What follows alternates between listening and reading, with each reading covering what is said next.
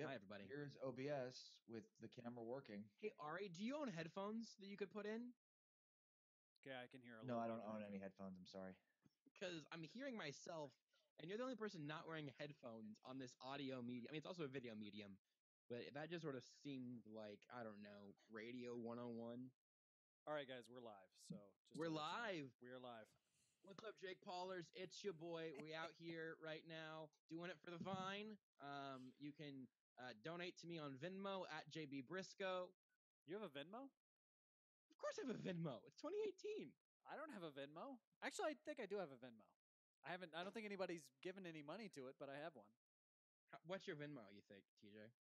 I don't know. I have no idea. I'm gonna look it up. I'm gonna see if I can find it. We're live, by the way, Ari. Nice headphones. What year is it?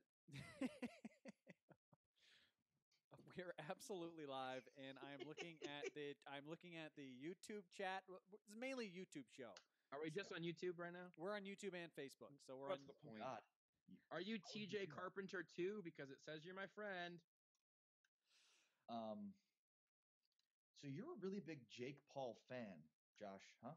Yeah, well, I've watched the Shane Dawson documentary. It's been fascinating. I didn't see the most recent one. Hey TJ, Yeah. TJ, check your Venmo. Check my Venmo. Check your Venmo. I don't even know how to do that. Well, I can try to show you. Let's see. Just pay TJ money. I did. Can you see? It says you paid TJ Carpenter 1 cent, and then it's a poop emoji.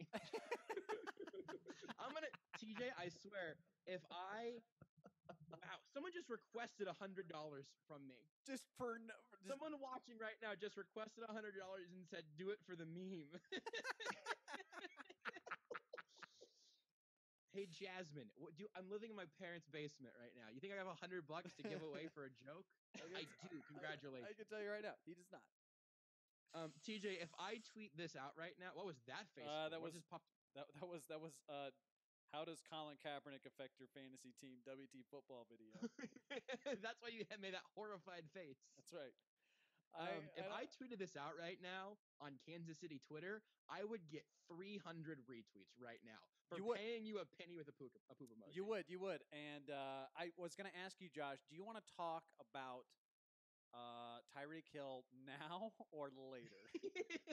I'm good with having a conversation about Tyreek Hill. Hey, Ari, nice headphones. How old are you? Thank you. As much as I really like being JB Brisco on Twitter, it appears as though you've got our Twitter handle a little askew. I do. Well, you were in the other frame earlier, but you fixed that. You got off so many times that it rearranged you. Ari's constantly getting off. It's super unprofessional. I figured I would just change into different headsets the entherentire show, just so I could get Josh to make the same joke about 15 different pairs of headphones. No, they were different. I don't want to be Ari Sports on this. This is it's a good look that we have here, but I would like my handle fixed. Yeah. By the way, Stoner Shatter. I don't want to be confused for JB Brisco. I just want to say, Stoner Shatter, thank you very much for commenting on our live chat here on Phantom. There's 2 people watching right now.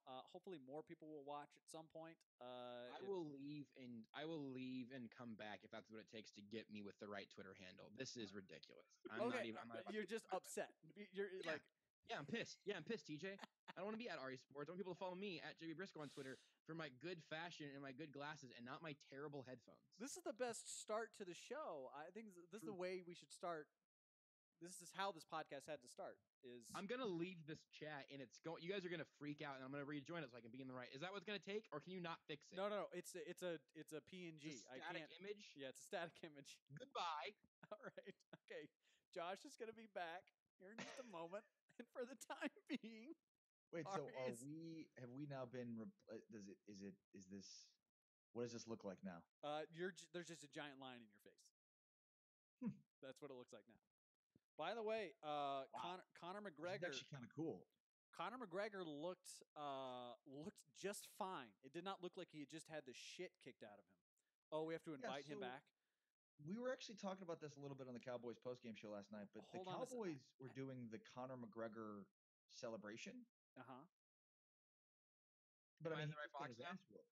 Like, so, Oh, like, you're back. and they were talking about how much of an inspiration he was, and it's like, dude just got choked out. Like, you're doing the guy's celebration who just got choked out, and talking about how much of an inspiration he is. Like, did you watch the fight? I did it, you guys. I'm in the right box. There, I'm gonna give you your Wow, this is cool. There But you now go. I just have a black backdrop. No, I fixed it. I fixed that. And TJ, your skyline of Denver's cool, except for your ceiling. I know. No, all of it's just falling apart. The whole thing. And by the way, up here, right there, it says not live, which is not true. This is live. We actually are live this time. This is live. That's exciting. Okay, and it's this over there says rate that meme. So this was very poorly put together. I'm gonna admit that from the get-go. I said this needs to be very low maintenance, and by low maintenance I meant I'm just gonna throw some shit together and we're gonna talk about shit and sports. So that's why don't you like at least tilt your camera down or something, and you could really fix that green screen problem immediately. How are you in charge here? It's a good question. I solved that problem in 2 seconds. I am not trying very hard. I Well, honestly, TJ, thank God, because if this was you trying hard, I would have a lot of things to reconsider about my affiliation with Phantom. This is minimal effort. I said tweet out a video of that link of this or something. What's going on? Yeah, we should probably tweet out a link or something. I don't even know how to do that right now. Ari's on headphone pair number 3. He's trying out another pair of headphones. I can't stay in the right shot because I'm the only person using the right camera, but it has too big of an aspect ratio. Can you please explain to me why you have to put batteries into Beats? Were they like, hey, that's a good question. Really expensive piece of shit headphones that we'd like people to spend even more money on? How about batteries? Let's what? Like, I remember the first time I was like, these take batteries? Batteries. 2018 for headphones. Yeah, I know. I was very irritated by that for a long time because I had Phantom. I had those Beats by Dre phones for several years, and then I basically convinced Jim Grundy. Do you remember Jim Grundy from 810? Good, great guy. I convinced him to give me his Audio Technica headphones, which are professional headphones, because he was quitting radio, and I said, hey, I'll trade you these Beats for those Audio Technica headphones. These are like $250 headphones. Hey, whoever's finger blasting your microphone right now, could you stop, please? Because we can all hear it. That would be Ari. I am gonna call this a shitcast for the first episode. Welcome to the Phantom Shitcast, and then I am tweeting out the link. That's pretty good. There's a lot of framing issues going on also in the video. Like, I keep getting my hair cut off. Right. There's a lot of problems. There's no question. We have not gotten off to a great start. I do want to ask you though, Josh. Do you want to talk about Tyreek Hill? It says very low audio. I can fix that as well. All right, here, just pop that up there. Less low audio. There we go. You're welcome, Chris. Thank you very much for watching. Ari, mute your microphone if you're going to move it around. There's a button that says mute. Click it. Ready? You couldn't hear me whenever I muted my microphone. Mute your microphone before you shake it all around. Wait, which one is it, Josh? It's the one that says mute. It's what color is it? Is it the button that's red? If it's red, that means it's muted or not. TJ, could you do me a favor? Could you zoom out my webcam so I have more space to gesture around here? No, I cannot do that. You absolutely can. Let me see. Let me see here. I just need you to resize. I need you to resize my camera. Hold on. I'm resizing things. TJ, can you resize my nose? It's coming up big on camera. I don't even know what to do with that. You don't. You can't. I can't. Neither one of us can touch it. I can't do that. No. I can't go there. There we go. That's a little bit better. I'm watching it on a different screen right now, so I can. That's a smidge better. Okay, all right. So we have to talk about sports at some point, don't we? I thought Sunday Night Football was. People told us on Twitter that the Titans were good, and I hate them. They're terrible. Their offensive line gave up 11 sacks. Is it irresponsible to bring back any of those offensive linemen? Because I like, they're going to kill Marcus Mariota if they don't replace their offensive line. They used to have a pretty good offensive line. Didn't they used to have like the best offensive line in the NFL or something? That was the Raiders. Yeah, blocking for Steve McNair. No, I mean, like, they have that coach who's 2001. really about the offensive line. He's Mike Jeff Mularkey. Fisher. Mike Mularkey. Mularkey was just that, Mularkey. It was not a good coach in any way, shape, or form. And I feel bad saying that because he's an Arkansas boy. The Baltimore Ravens have the best defense in the NFL. Well, I thought it was the Bears until they got beaten by Brock Lobster. Like Brocktober is upon us. Brocktober.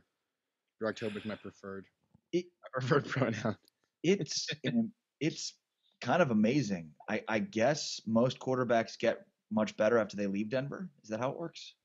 Basically, I mean, yeah. It's impossible to get worse. Paxton Lynch is about to go win the Arena Football League MVP right now. Like, that's next. That's doubtful. I think he's in Miami also. He's just not employed. I think he's he probably made enough money to live in Miami and have like a pretty damn good time for like 3 years until he's homeless. Yeah, no, I that's probably right. Yeah, and he's gonna blow all of that money on video games on blow. Yeah, and cocaine. That's exactly right. Because he's not a responsible person. I don't think anybody really realized how irresponsible he was. He's just a lazy teenager, even though he's like 25. Yeah, I get that. I have very little money, and like to the point that I'm living in my parents' house, but I do have the compulsion to spend in small quantities, but in large amounts. So like I'll just buy like 12 $3 things on the internet through like the Wish app or whatever. I imagine that if I had Paxton Lynch money, even not being good at my job, I would just be spending tens of thousands of dollars a night while just, Ari, what are you doing with your camera? I'm monologuing. Go ahead. No, you go to hell. Oh my God. Guys, if you do say something on the chat, we will read those comments eventually. It's very low audio. Yeah, no, TJ addressed that one 20 minutes ago. Right. Ari, thanks for playing. So do you want to just jump into the deep waters here? Because you want to talk about Tyreek Hill so bad. Yeah, that's fine. Yeah, go ahead. I'm good with it, man. It's a weird. I got a lot of. Sorry, I got a reminder that Jasmine requested $100 in my Venmo. you got a push notification. Yeah, I've gotten two. Phone. I'm really tempted to just hit pay, and then I would be so angry at myself for 6 months. Go ahead. By the way, push notifications. I hate HQ because I always get a push notification to play HQ. 2 minutes after it's right, exactly. It's like I get it, and I'm like, okay, I want to play. Oh, damn it! It's 7:07. I can't play it now. It's so stupid. I'm sorry, Jasmine. I'm not gonna give you $100. Check back whenever I have $100 in my Venmo account. When you have $100 anywhere. Period. Yeah, 100%. What do you want on Tyreek Hill? Let's do it. $100 from you. What? Have you been watching the show that you're on right now, Ari? No. Evidently. Yes, he's not even listening. PJ, he's not wearing headphones. What do you want on Tyreek Hill? Well, first of all, I want to say that I have, and you can back me up on this, Josh. Every single time Tyreek Hill does anything, I can hear an echo, and I'm guessing that's Ari. Because he's not wearing headphones. Jesus. Because my headphones weren't sleek enough. Buy a pair of earbuds for $10 on the internet. Just put the Beats on. Or wear the clunky ones. Yeah, just put the Beats on. Look how clunky this thing is. I can't hear the echo. That's going to drive me insane. It's Facebook. It's Facebook's fault. You're playing speakers into your microphone. You have headphones.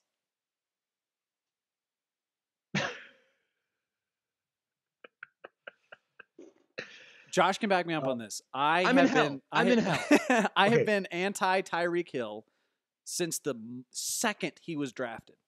Yeah, for sure. Also, like, really tough stance. Like, you don't like the guy that punched and strangled his pregnant girlfriend. You're right. I'm not claiming that it's a tough stance. I'm saying that I have been very consistent on not liking Tyreek Hill and not thinking that he deserves to be in the league. And I think that at any point, somebody could have said, that they could have had an opportunity to say to actualize and realize that that's my stance. But instead, it's the moment that everybody says, well, there's no correlation between those two things, so you can't mention his domestic abuse. I mentioned his domestic abuse, and it's not just domestic abuse. It is punching and choking your pregnant girlfriend, which is very important to mention every single time because all domestic abuse cases are different. I say that every single time, and I mention it every single time because I want people to remember. I don't want people to forget that he did that because I think people have very short memories in sports, especially for players that are good. And that's why I mention it every single time he does anything. So why would it be different this time? Why? Anytime he does anything of note, I mention it. TJ, do you make mention of every criminal activity for every NFL player? No. Do you make mention of Frank Clark when he has a sack for the Seattle Seahawks? No. Even though he punched out his girlfriend in a I don't know. I don't. Mixon hotel coming room. to town next week. Sunday Night Football, the domestic abuse bowl. Well, see, here's the thing: is that Joe Mixon? Do you make mention of Joe Mixon every time? I mean, don't. It's gonna get very wordy. There's gonna be a lot of words you're gonna have to say when you're referring to specific players. What you should do is you should pick all the players that have been convicted of domestic abuse throughout football, and just every time you tweet about them, just put a poop emoji after their name, and like we'll all get it. It'll be borderline effective. I think that solves a lot of our problems. Well, here's the thing with that. I would argue that severity and context is important in every single one of those cases. Because the Joe Mixon thing, it was not domestic assault. It was violence against women, and it was a woman who was using, the N-word around him. So I would say that was a separate and different instance than where, like, racism was involved. There was all kinds of weird stuff going on there. I'm not saying that Joe Mixon was justified. I'm just saying that's a lot different than punching and choking your pregnant girlfriend and knowing what you were doing while you were doing it. Like, that's a really big, important thing to distinguish with Tyreek Hill. Even more so than just an outburst of anger in an elevator. I would say what Tyreek Hill did was worse than Ray Rice. I would say it was worse than Greg Hardy. Like, that seems, I guess, fine. I don't know what to do with a hierarchy of domestic abuse, though. I'm just not really sure what to do with that. Yeah, I mean, it's like everybody is there to determine for themselves, but like, I have always said that Tyreek Hill does not deserve to play in the league. He does not deserve to be in the NFL. Do you believe that our judicial system adequately adjudicates? This show's very funny so far, you guys. Well, that's where I don't know why we started with Tyreek Hill. I asked because you want to talk about it. That's fine. We can't talk about it. To go down the maybe this is really a societal issue and it's on like our own jurisprudence and their inadequacies when it comes to adjudicating these types of crimes. I mean, how much jail time did Tyreek Hill do? None. Zero. None. That's so. Well, that's because Oklahoma's laws suck. Like Oklahoma's laws are atrocious when it comes to domestic violence. People that DA just wanted a case. They just wanted a pro like conviction. That's all. And it's now been expunged from his record actually. Yeah, because that was a part of that too. What do you make? This isn't even like a gotcha thing. Like just genuinely, what do you make of him and that woman getting married and now him like being the father of that kid? Like what is that? What does that do to you? Like, what do you get from that? Mina Kimes and I had a very interesting conversation on Twitter earlier this evening in which she made a very important point to Chiefs fans, saying that just because that he was forgiven by her, that is a gross misunderstanding of the significance of domestic violence and the mentality of abuse victims. So 100%. What I'm asking about that has nothing to do with. So, do you think that abuse is less bad now? That's not at all what I'm asking. I'm just asking, what do you make of them now being married or engaged? I guess they're engaged. Whatever. I mean, that's her choice. That's not my choice. That's her prerogative. That was really interesting. I do think it's interesting, but it's also like fairly common, unfortunately. Yeah, and also in like. This is, for me, the thing that's interesting about the story altogether, more interesting than should you bring it up every time he does anything, which is whatever, fine. The thing to me that's really interesting is that in all of his public moments of the last, 2 years, he has been, and I seriously, like the phrase I'm going to use here is going to make you recoil, but it's true. He has been downright likable in every context. And it's crazy because whenever you view that through the prism of, oh, this dude was like this horrible, had this did this horrible thing. Yeah. But in every public moment since then, he has been likable. He has said all of the right things. He has done the right things, apparently, with taking responsibility not only for his actions then, but also for this woman and their child now. And I do not know what to do with that. I take both of those two things and go, oh yes, heinous act and everything right since then. I don't know what to do with it. I do not. I've almost tried to talk about this on the radio like 10 times, and every time at the last second I go, oh, well, let's make fun of Rob Gronkowski. I was about to say, well, how's your internal struggle on the air with that in Kansas City? Because I know that you're not like, I mean, I think you're probably more aware of it than anybody else in that city. Because you're the youngest person on the air in Kansas City. About it, but I also don't. I don't feel like I can land that plane. I feel like I can launch that plane. I can say, and here we go, and the Tyreek Hill conversation coming up now, and 3, 2, and then it's in the air, and I'm like, no, what do I do? Like I don't have an end to that. I feel like I should have an opinion about it before I should have a conclusion to that thought before I throw it out there. Okay, so let me ask you something. Let me ask you both something. Do you guys believe that people who commit acts of domestic violence should be allowed to play in the NFL? No. Now notice that I use the word commit acts because, again, if we're going to count on the judicial system to adjudicate these crimes, then we're at a difficult point because it's rare. There's a conviction. It's rare that there's an arrest. These are rare occurrences. Yeah, no, we can take that in whatever context. But for me, I don't know if I have a good answer for that right now, because whenever you look at something with the NFL that is, at least in theory, as much of a meritocracy as it pretends to be. Again, this show's been very funny so far. We'll get there. If it's painted as a meritocracy throughout the whole thing, right? Then whenever someone is benefiting winning, which is what it's always about, except for Colin Kaepernick, for some reason, not that whenever you are winning, whenever a player helps you win, he has the merit to be playing in the league. That tends to rule. Now, should they? I don't know. Does domestic violence get a lifetime ban from the league?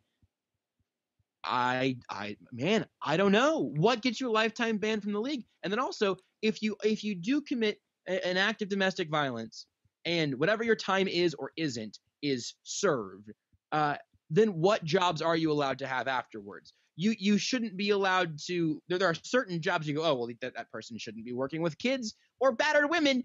But can that dude bag groceries? I mean, probably. Like you don't want you can't say that person should mandatorily become homeless. And so why not do the thing that they're good at? I don't even know if I believe that, but that's the first thought I have. That's a good thought. I would say that the only thing that will ban you for life from playing in the NFL is not being any good. Oh, and kneeling during the national anthem. Kneeling during the national anthem and not being any good. Those are the two things. Speaking of that, did you guys see what happened at the Cowboys game? They beat the Jaguars. Yeah, they beat the shit out of the Jaguars. I had that, by the way. I had the Cowboys straight up in that game. I did. So Jags are frauds. There was a gentleman who is of the Caucasian persuasion. I did see that. Yes, the dude on the. Yeah, go ahead. I'll let you just explain. No, so during the national anthem, he stood up on this like stanchion by the end zone where all fans are. Was walking across this area with a sign that says "Vote Republican, abortion is wrong." Did it the entire? I think it's national anthem. Yeah. Yes. Well, I thought wasn't there a guy at Fenway Park who did the same thing? I don't know. Maybe that's what I saw. I don't know. I did, however, notice it at the Cowboys game for the entire national anthem. The national anthem's going on. This guy's walking around holding that sign up. That's crazy. It is crazy. That's really weird. Isn't that offensive to people? Aren't people offended by that? Shouldn't we get like the troops involved or something? I like where that conversation heads, but we all know that there are so many preconceived notions draped around that entire like faux outrage. Like we all know, it's you know, like if it's a cause that you believe in, then it's not offensive. That's just how that works. That's the most like human nature thing on the planet. If there's a cause that you believe in going up another cause that you believe in, you're probably going to sit down, shut the hell up, and then wait for someone who you don't believe in to take on a cause you do believe in. Speaking of which, like there was a guy today who tweeted out, because I saw this during Sunday Night Football. John Elway is endorsing Proposition 112. He's like, vote no on Proposition 112. He's endorsing. He's making a political statement in a political ad on television after telling his players, don't be political.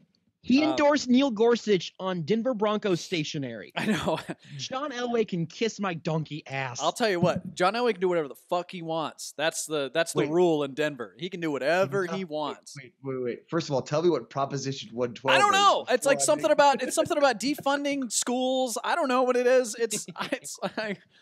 I get so many. Proposition 112 to defraud public schools. Right. Yeah. It's just like, I don't know what it is. Apparently it's bad. So John Elway said vote no. And I think a lot of people are just that's as far as they're going to go. That's as far as their research is going to take them. John Elway said don't vote for this. So I'm not going to. Yes. Excuse me. I'm getting in trouble.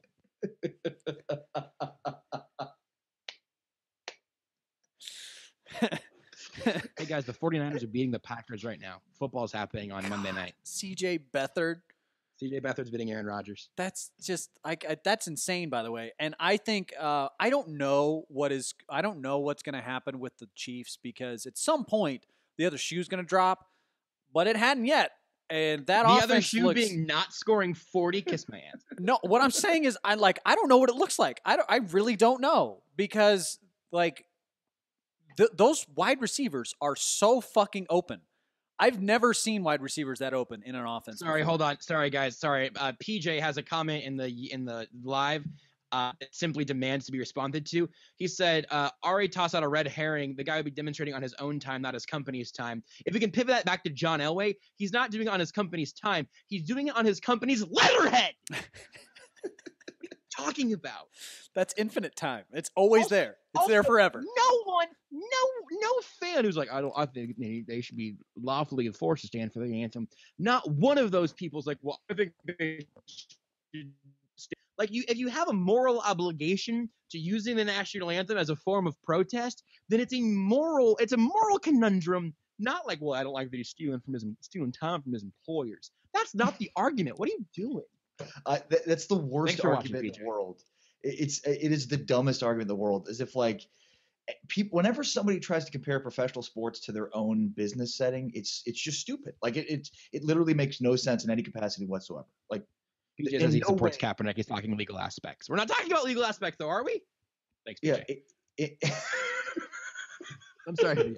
Did PJ just say you're welcome? I have a really. What's the opposite of a short temper? A long temper. Long temper? I don't think that's it. Whatever. In real life, I have a very long fuse. I don't get angry at things often at all in real life, to the point that I think it might be like a mental disorder. But on the internet, and whenever there's a microphone in front of me, I will yell at you for the smallest thing. And I'm sorry. Like I'm the opposite. I feel like I'm the exact opposite. Like I can go a long way in a camera or a microphone, but you'll beat the hell out of your wife. Or snap on somebody. If you were fast, I'd bring you on my fantasy team.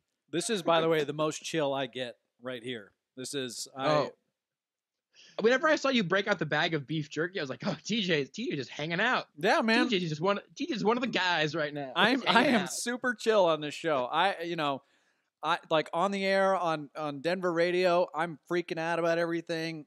Actually, I take that back. Whoa. I'm mostly. Sorry. Hold on. PJ has inside information. He said Josh went to MNU. He's got lots of pent up frustration from forced chapels. Wow. PJ knows. PJ did his research. PJ came with the receipts. PJ knows who you are, buddy. You better watch your back. He does. Holy cow. Also, I will also bring up the fact that I don't know that anybody's like who's upset with Kaepernick would say, well, he's doing it on business time. No. It's the people that they're saying that he's being disrespectful of the national anthem, and that was basically my entire point of bringing up, and the premise bringing up the guy walking around during the national anthem. And it's amazing how both of you guys have been to sporting events like recently, yes? Yeah. Yeah. Like now everybody's so self-conscious during that. It's like everybody's like standing up at attention, like we're all freaking soldiers in the like Army Rangers. In DRA, that's how nationalism Texas. works. In Texas, they are. You have not been to That's Denver, true. sir. I feel like now everybody's like very much like Everybody's concerned definitely looking about how they're around. being perceived and like, am I doing the right thing? Mhm. But you're Dude, right.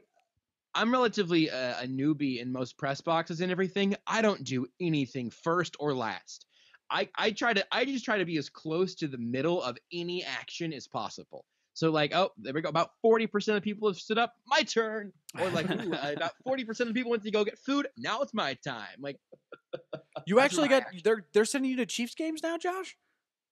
well, they sent me to the first one, and then they just sent Oh. me out to set up tailgates last week, and then I went back for the radio show, which was good because I want to talk into a microphone more than I want to hand out free slices of pizza. Yeah. So Yeah, that's good. That's good. That's good. But I'm glad you're actually getting out and covering stuff now. That's it's a good. it's better than being stuck in this basement forever. Well, I'm not gonna shit on 810, but they're a little stuck sometimes in their ways. Please don't. They pay me currently, DJ. No, I think that I don't want to be nuked by association. hey, that's There's a Any Definitely more nuked. than I already have been. that's what I was about to say. Has that not already happened? No, I'm just Nuked would be strong. Todd Lebo's a smart guy, and I'm guessing that sending you out to cover things is a smart decision. So they should probably do more of that. That's just my take. I have yet to. Well, no, that's not true. I was gonna say I've yet to offend anyone in Chiefs PR. Luke Shano? Did you piss off Luke? I can't tell you anything in confidence. That was a long time ago, but I do have my first like interaction with Chiefs PR. I talked to Clark Hunt at a McDonald's at like 6 a.m. for their like tour around with Chiefs Kingdom sign. Wow, you know what?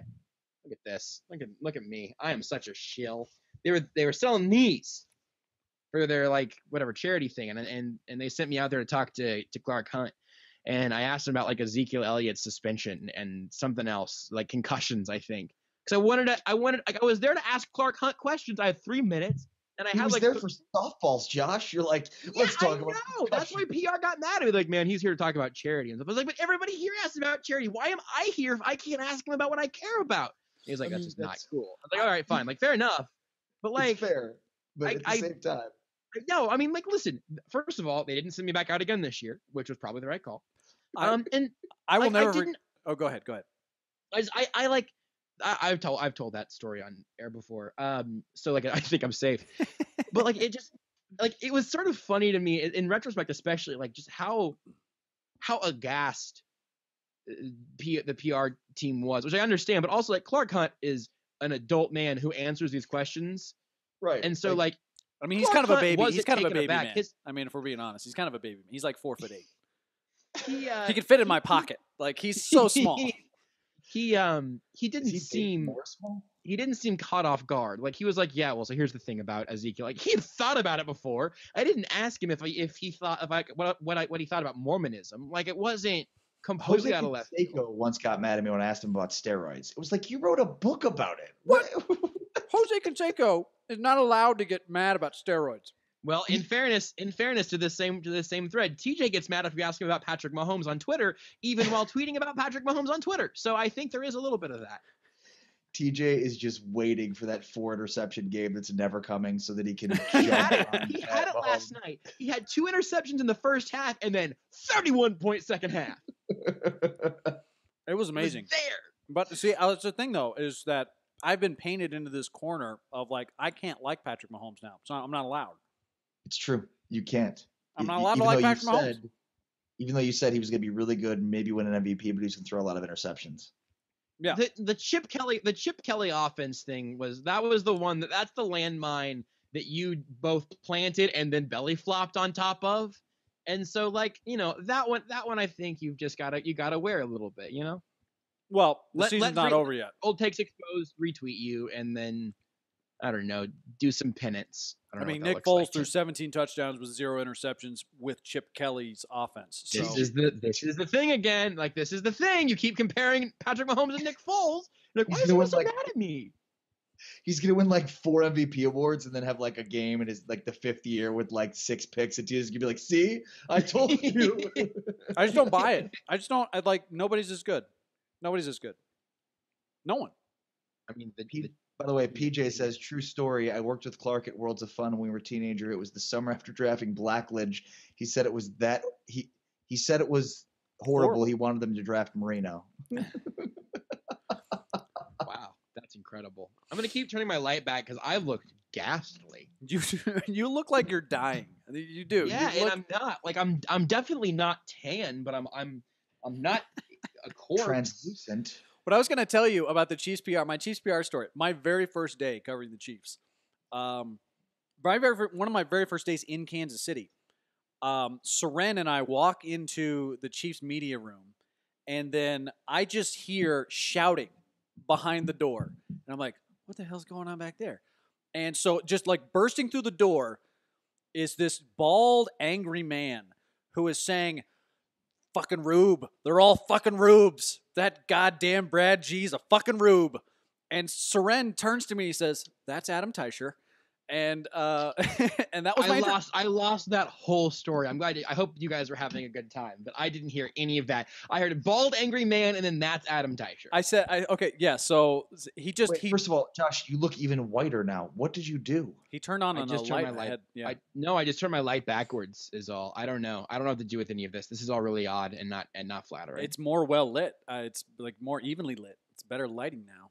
But my light's facing my ceiling at the moment. You definitely look like Brad Pitt in that vampire movie. You look like Powder in the movie Powder. Yeah, I didn't get either of those references, but I'm cool with Brad Pitt as a vampire. That's fine. I can live with that. I'm cool no, not Brad Pitt. Literally any context. Kiefer Sutherland. You look like Kiefer Sutherland in that movie. That's what you look like. Not as good. Hey, what's wrong with Kiefer Sutherland? By the way, is there anybody on earth that takes themselves more seriously than professional sports teams' PR departments? Jesus Christ, man.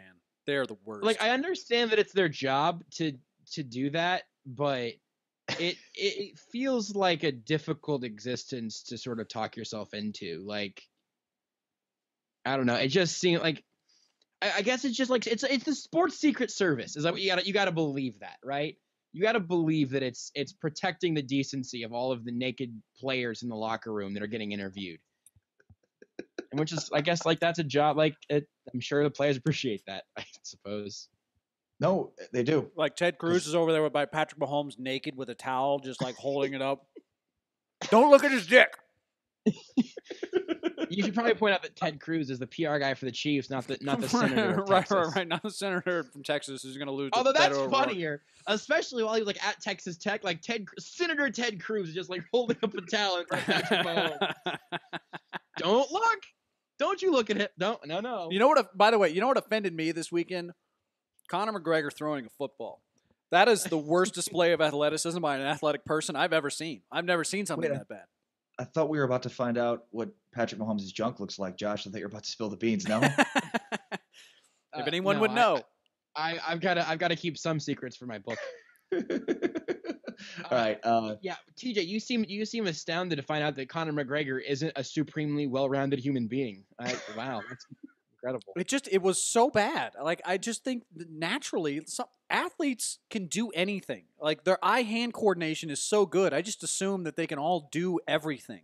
Well, they can't all be Patrick Mahomes, who played every sport in high school and is now the greatest quarterback of all time, TJ. You know He's that. Irish. He's never thrown a football in his entire life. He probably hasn't mad at my lighting right now. Before. I thought Chris Collinsworth was going to come in Al Michaels' face. He loves Patrick Mahomes so much. It's unbelievable how much he loves Patrick Mahomes. I don't know why I turn my mic back on to react to that, but I've just probably will turn it off again. Seriously, I've never heard him gush about a player as much as he is just all about Patrick Mahomes. And I'll give Tony Dungy credit because at halftime he's like, "Whoa, guys, he's good, but come on." And everybody Like Tony And then he Dungy's scored the voice of reason. 31. Yeah. No, well, he scored 31. Tyreek Hill scored 31. Let's be fair here. Every single one of those passes was he was wide open, and one of them was by accident. He threw a touchdown pass by accident. I'm pretty sure that was on purpose. Yeah, sure it was. Magician never reveals his tricks. Jesus Christ. Magician never reveals his tricks. Chris asks, doesn't Patrick Mahomes talk like Kermit the Frog? I've heard that so many times now. I hate when people mention it. What did you sound like other than that? We got to come out with some other analogies. Something new. Yeah, I had somebody on the show say it was a cross between. I think they went with a cross between Kermit and the guy who sings "It's a Wonderful World." Louis Armstrong. Yeah. God damn it. And I think to myself. See, like that. That's pretty good, Josh. I know. I've done that before. Can you play the trumpet?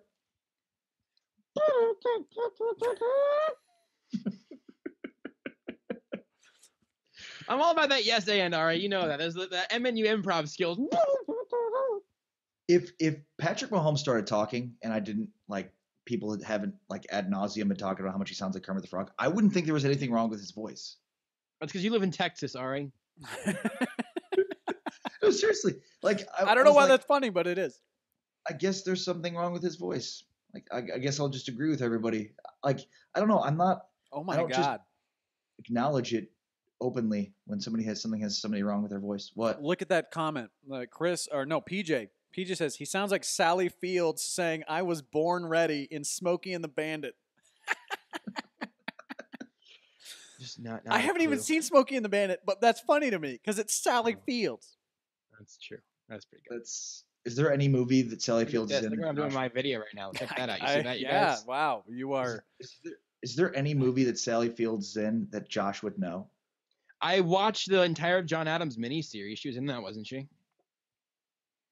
She was in that. She was in Mrs. Doubtfire. What's the what? Gosh, that thing that just came out on Netflix with. Gosh, I can't think of any of the actors now. She's in Forrest Gump. I've never seen Forrest Gump. You saw Forrest Gump when you were at the Forrest Gump? No, it was on while I was at the Forrest Gump restaurant. I didn't watch it. Steel Magnolias. She was in Steel Magnolias. Thanks, Chris, No. for the assist on that. She's in the movie where she marries the Muslim guy and then they take away her daughter. And she's like, "Not without my daughter" or something. It's a real movie. It happened. Yeah, it sounded very legitimate. You know what? Give me back my daughter, I think was the line. Who do you think's in a worse position, Josh? Me or Ari? Because Ari is waiting for Jason Garrett to get fired, but Jerry Jones won't do it. And I'm waiting for Vance Joseph and John Elway to get fired, and neither of those things is going to happen. I think you're in a worse spot because John Elway is going to be there for 5 more years. He eventually can't be fired. Right. Jason Garrett is eventually just going to quit out of shame. He's just eventually just going to be so sad that whenever Dak Prescott willingly leaves and he's the quarterback of the Jags and they win the AFC 3 years in a row because they finally have a quarterback better than Blake Bortles, he'll just quit. John Elway will be using that platform to support conservative Supreme Court justices until he dies. So Jerry Jones just had a birthday the other day. You guys want to take a shot at how old he is? 72. 700. 72. Josh? 700. Sticking with 700. You really think 72, TJ? How old is he? 69. He's 76, but I thought he was significantly older than that.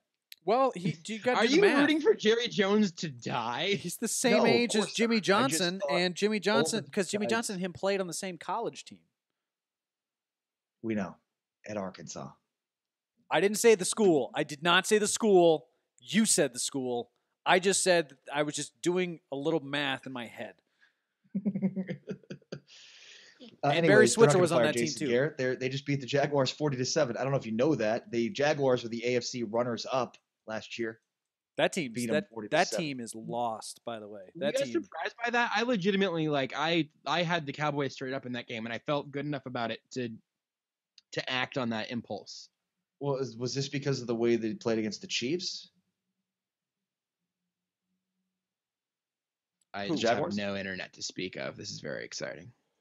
Yeah, you're Very good. You're kind of glitchy. Yeah, no, I completely froze in space. What was the question, Ari? Were you so confident that the Cowboys would beat the Jaguars because you had just watched the Chiefs beat the Jaguars? Were you basing it off of the Chiefs game? No, I mean, because I've seen Blake Bortles play football before. That's fair. But, I mean, Yeah.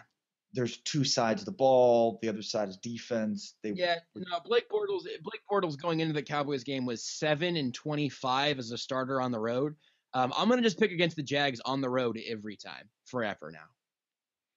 Well, I think what you're seeing is with the Jags, their defense they got a lot of quit in them.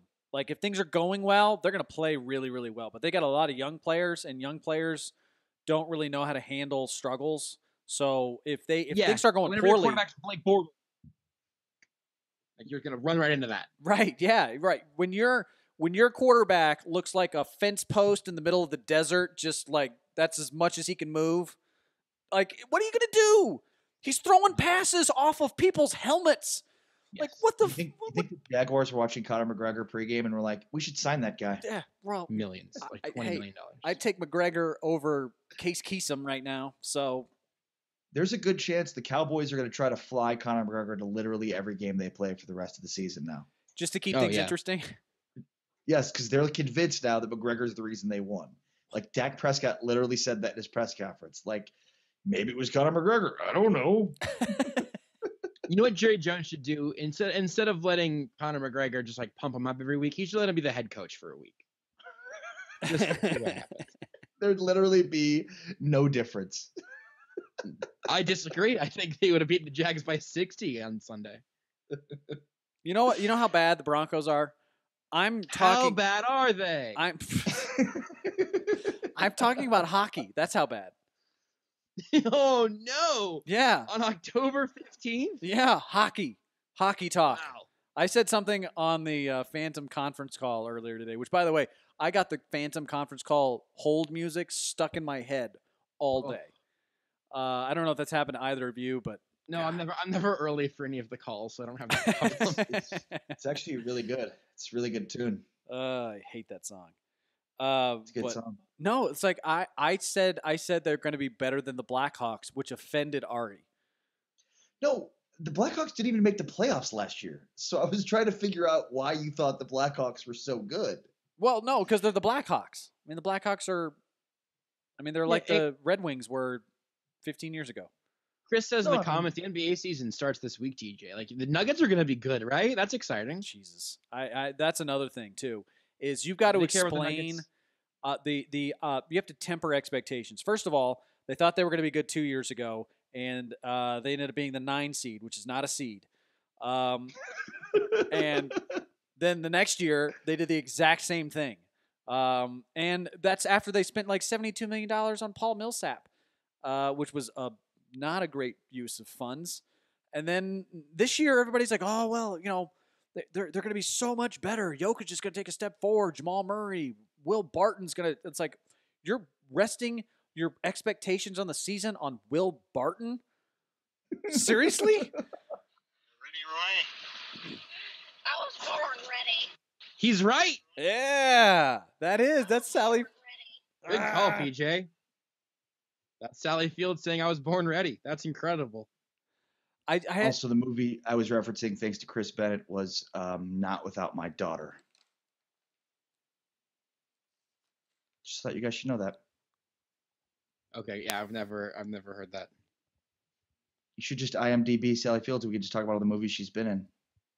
Unless you guys want to get back to... I can find a Sally Fields movie that I've seen that's not the HBO John Adams. Unless you guys want to get back to the Tyreek Hill domestic violence discussion. It was very funny.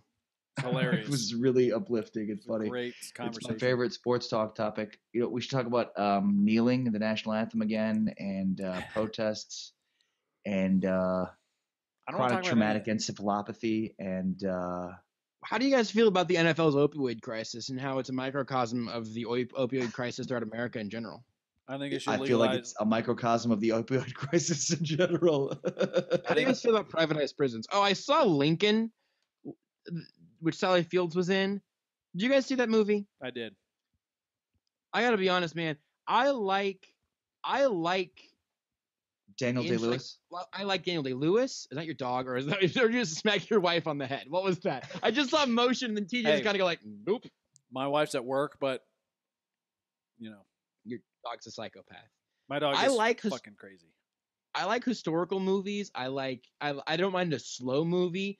That nothing happened in Lincoln. It was not a good movie. It was just Daniel Day-Lewis being Lincoln really, really good. Yeah, it was just watching. It was. I feel like I was watching actual Abraham Lincoln. Right. But I couldn't like talk to him or anything. Right. Like he wasn't being that interesting. Right. So the whole movie, I remember for 3 hours, I'm going like, man, he is so Abraham Lincoln. That was the whole movie.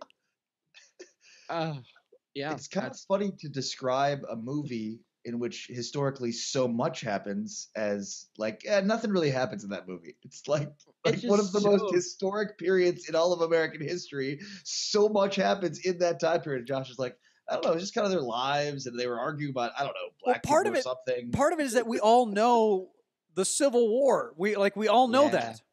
It's one of the most told stories all throughout our youth. I wasn't sitting there going like, wait a second, what? Like they were enslaving them because their skin was different? What? The white people were assholes back then?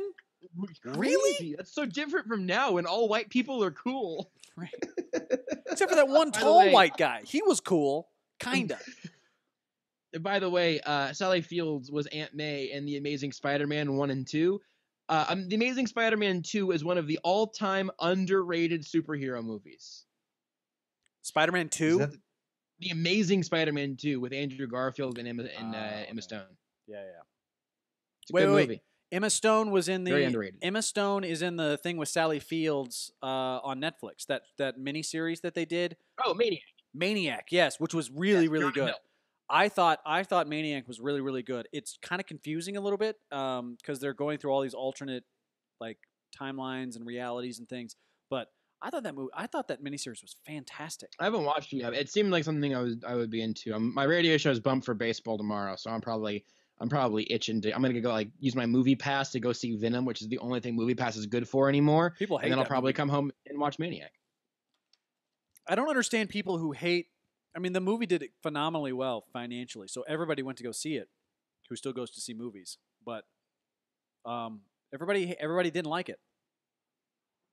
I mean, like it sounds like it's objectively not good, and that it's like a good bad movie. I don't know. I'll give you guys the review next week, assuming we ever do a second one of these. Oh, we will. I think this has gone not? really well. No, not. I mean, I want to do a second one. I just don't want a review of Venom because I don't really give a shit.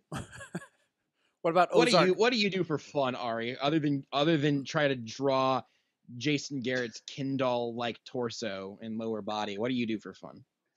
I try to draw Jason Garrett's Ken doll-like torso. Other than that, I sculpt it. This is, you know what? This is true. A lot of rubbing, just get that nice curve in the crotch area. I've known TJ for long enough that I know that whenever TJ is not doing radio or anything on the internet, he's just working out or having a panic attack. Ari, I don't know what you do other than this. Like, I just know, like, you talk about the Cowboys and you have all this Phantom stuff. Like, whenever you're not doing either of those things, like, are you just mad at your kid, or like? There you go. I was about to say children. He has children. I have a kid, so I'm probably spending time with him, or You don't have free time anymore, do you, Ari? Huh? You don't have free time, do you? Yeah, no, I have tons of it. Oh, okay, all right. I figured you were like, it's like, oh, family, work, more family. You see, I don't know if I understand. Work, family, and then jerking off and going to sleep. Okay, well, yeah. Then aren't all that different, Ari. I will say that married life's interesting. The ebbs and the flows of it. Like, you think it's gonna be one thing, it's not gonna be that thing. I'm just telling you that right now. It's not. It's really hard. And here's the thing: you'd think the longer you're in it, the easier it gets. No, but that's not true. Nope. It actually gets harder. TJ, what are you drinking? You had a blue bottle earlier, and that one's like bronze. Are you drinking? Yeah. Are you drinking suntan lotion? I'm trying to ensure that I can sleep tonight. So Does that say wet dreams? yeah, sweet dreams. Okay. Wow. Yep. Jesus. That's better. Yeah. Wait, can you read the ingredients there? What's in there that gives you like ginseng? Is that what's Whiskey. putting you It's to just- sleep? It's whiskey. It's a bottle of whiskey. Yeah. Magnesium. Oh, tryptophan. Melatonin. That's in turkey. Right. Yeah. That's the thing that makes you tired in turkey. Yeah. Melatonin. That also makes you tired. Oh, shit. Yeah, no, that's the actual chemical your brain releases to put you to sleep. So it's You drink that whenever you could just sit here and listen to Ari talk for 20 minutes. I don't get why you would spend money on that water. that is cold. How much did that water cost? It was like $2. Wait, so were you drinking energy before? Was that like now you're letting them fight it out? You had like the energy drink before, Nope. and now it's TJ freaking hates his heart so much. Bliss. Reduce stress. I'm trying to chill, man. I really am. You live in Colorado. Why are you drinking sleep water to chill out?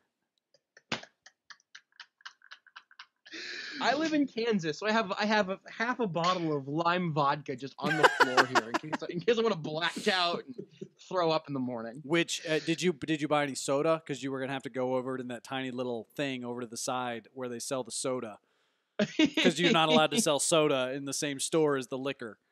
Is that what the rule is? Because I've seen that in many instances. I didn't know that was the law. Though. That's the law.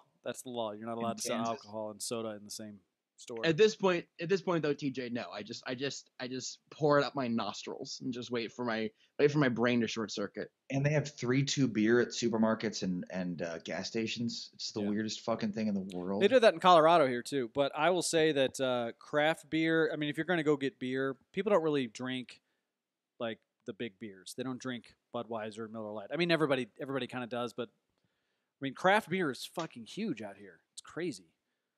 Every like Oscar Blues, their beer, Dale's Pale Ale, sells more than Coors does in Coors Field. It's crazy. Wow, that's a pretty good useless thing.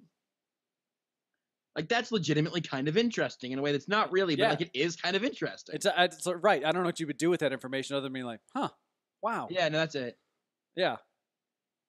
Let's see. PJ says drink sleep water to chill and Monster to wake up. It's like the sport commentator version of a rock star.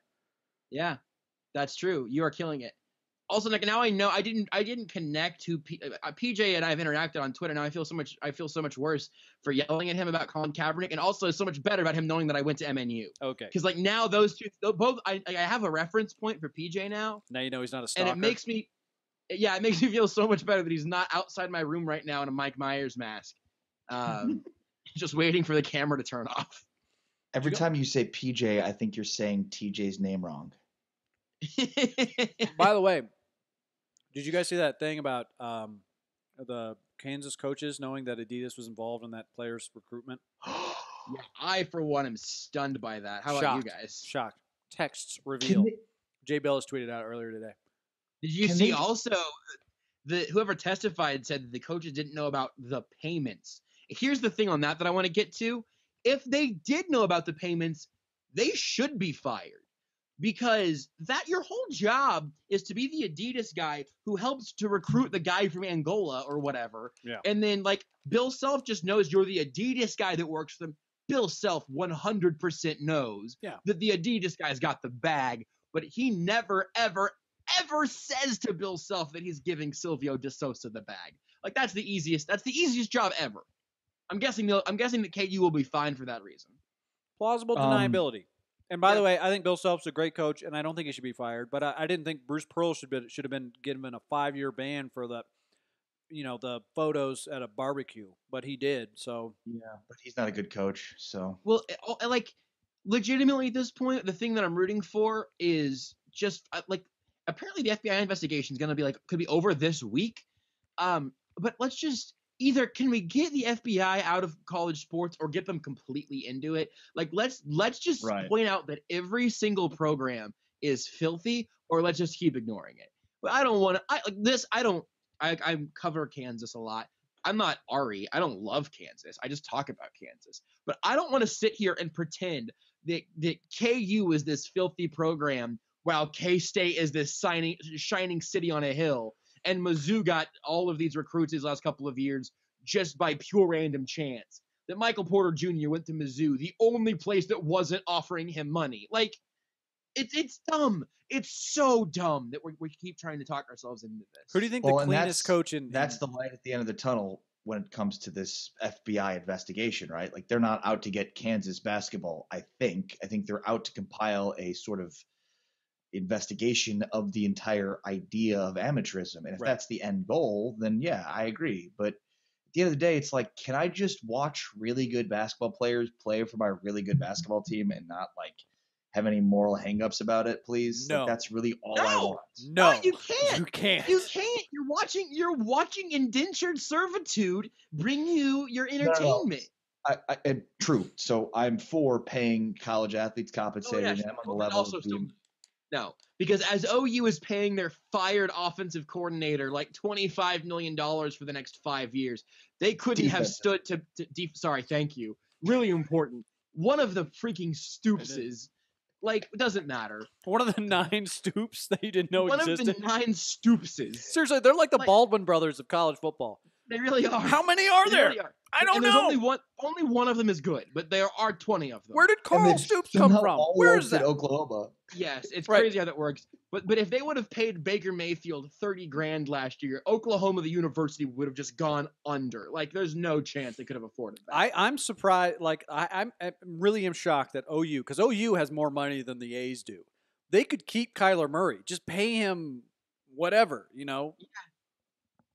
Just very do easily. that. What I don't get is, let the shoe companies run. Let Adidas and Nike and Under Armour just have a bidding war for college sports. I don't care. I'm really okay. don't. I'm okay with college, with them getting rid of eligibility limitations, all of that stuff, like year limits, and just simply saying, like, how great would it be if, and I know that you may not like this, but I think it would be cool to see players like Tim Tebow. Tim Tebow would have been like the 9th-year starter at Florida. And we would still be like Urban Meyer would still be there. There'd be so much more consistency. Players would get so much more credit. Harry Ellis would still be at Kansas. Harry Ellis would legit still be at Kansas and dominating. And 48 years old. The problem there, I think the legit problem is that you're not opening spots for the other kids coming up through the system, but you're just making college sports minor league for the NFL and minor league for the NBA, which it already is, but with term limits. Like, I don't know. The year thing I feel like would be harder to get rid of. Yeah, no, I mean, I definitely am okay with the year thing. I just think like it seems pretty obvious what they should do, and that is like make it like every other area of our society where it's free and open, and you have. No, I'm just saying, like, a college athlete should be able to hire agents. They should be able to sign endorsement deals. Yes. Like, they should be able to do all that stuff because that's how our society works. It's capitalism. You can do as much as your skill set will leverage for monetary gains. And you know what? If there's risks involved and you fail, then like if people get the opportunity to succeed, they also have the opportunity to fail. I think like big college sports needs to separate itself from universities and become privatized in a sense where they can offer contracts, they can offer. I mean, they kind of already are, aren't they? But yeah, except for the whole idea of, well, universities can then say, well, we don't have any money, we can't pay for that, which is right to a certain degree because you have college basketball and college football basically subsidizing all these other white sports. Mm-hmm. So yeah, Title IX's a problem for that. I mean, it's socialism.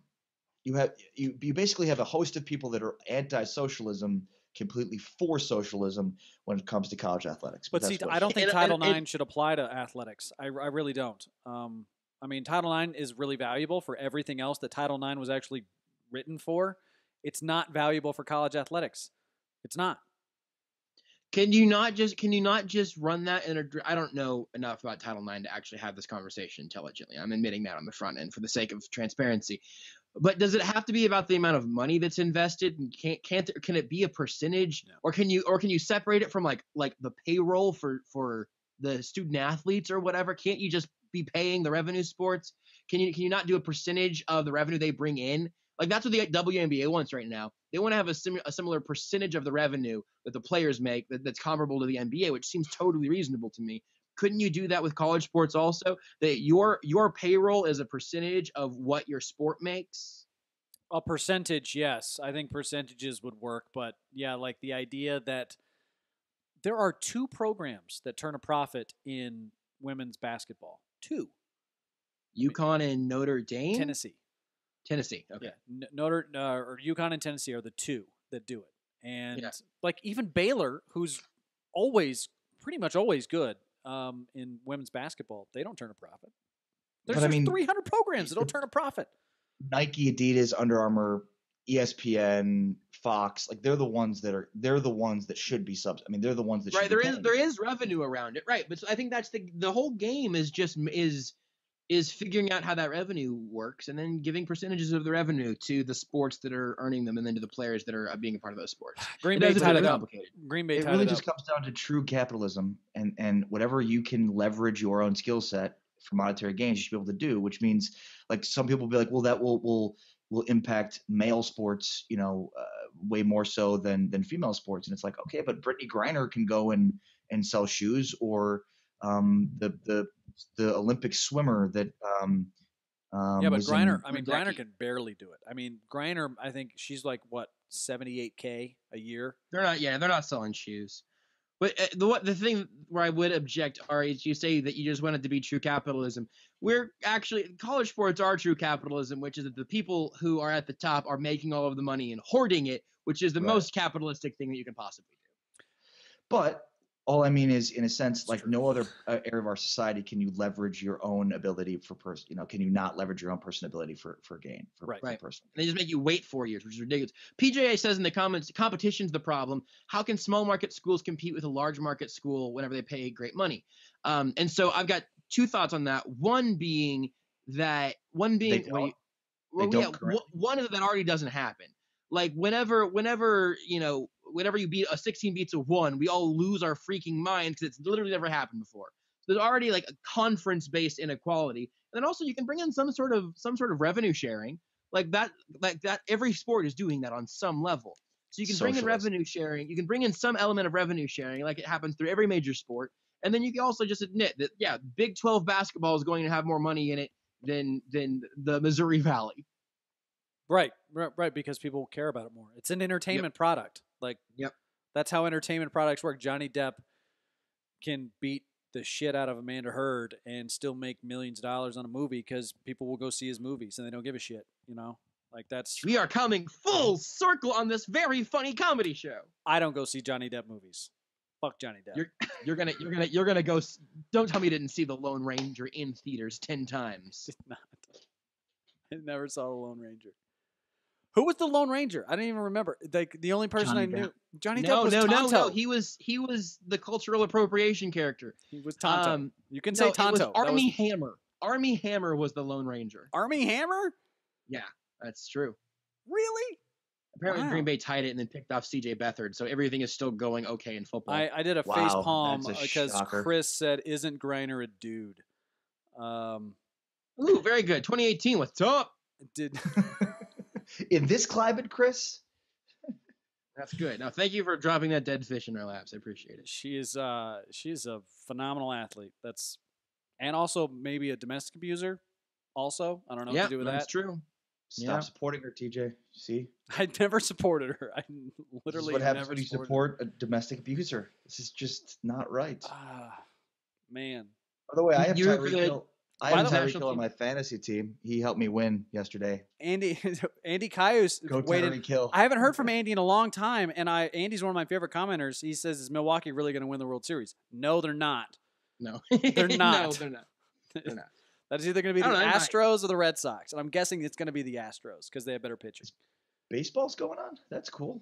Dude, We should let everybody else know about that. You live in Texas. Houston is there. They just don't play at all in Dallas? They're just, why does baseball hide its playoffs? Like, why are they hiding their playoffs? Because they want it to be 1926. That's why. Yeah, we're going to play games at 3:00 in the afternoon. They're going to be on TBS. You're not going to be able Yes. to find them. Like, Yes. what are they doing? These games happen at okay. This is a tangent. I need it. So the games happen at 3:00. They're on TBS, and legitimately, like, you guys understand. So my radio show, it has like a little cult following that we built up, and that makes me very happy. But the station we're on has the signal's terrible. It's you can hear it in half of Overland Park. Yeah, it's really like the actual over-the-air signal is really bad. Yeah. But the website is a design disaster, but it streams there. Facebook Live is really good. The podcast can obviously go anywhere. So all of that happens. Every time I tweet out that playoff baseball is preempting the show on ESPN Kansas City, that tweet might get like 1 or 2 likes and like 5 people that are just like, boo, we want the show. And it makes me really happy because people would rather hear me than baseball. But it's also, that's a really bad sign. Whenever people are like, no, I want Josh instead of playoff baseball, your sport's bad. You are infinitely more interesting than the Brewers. So I know.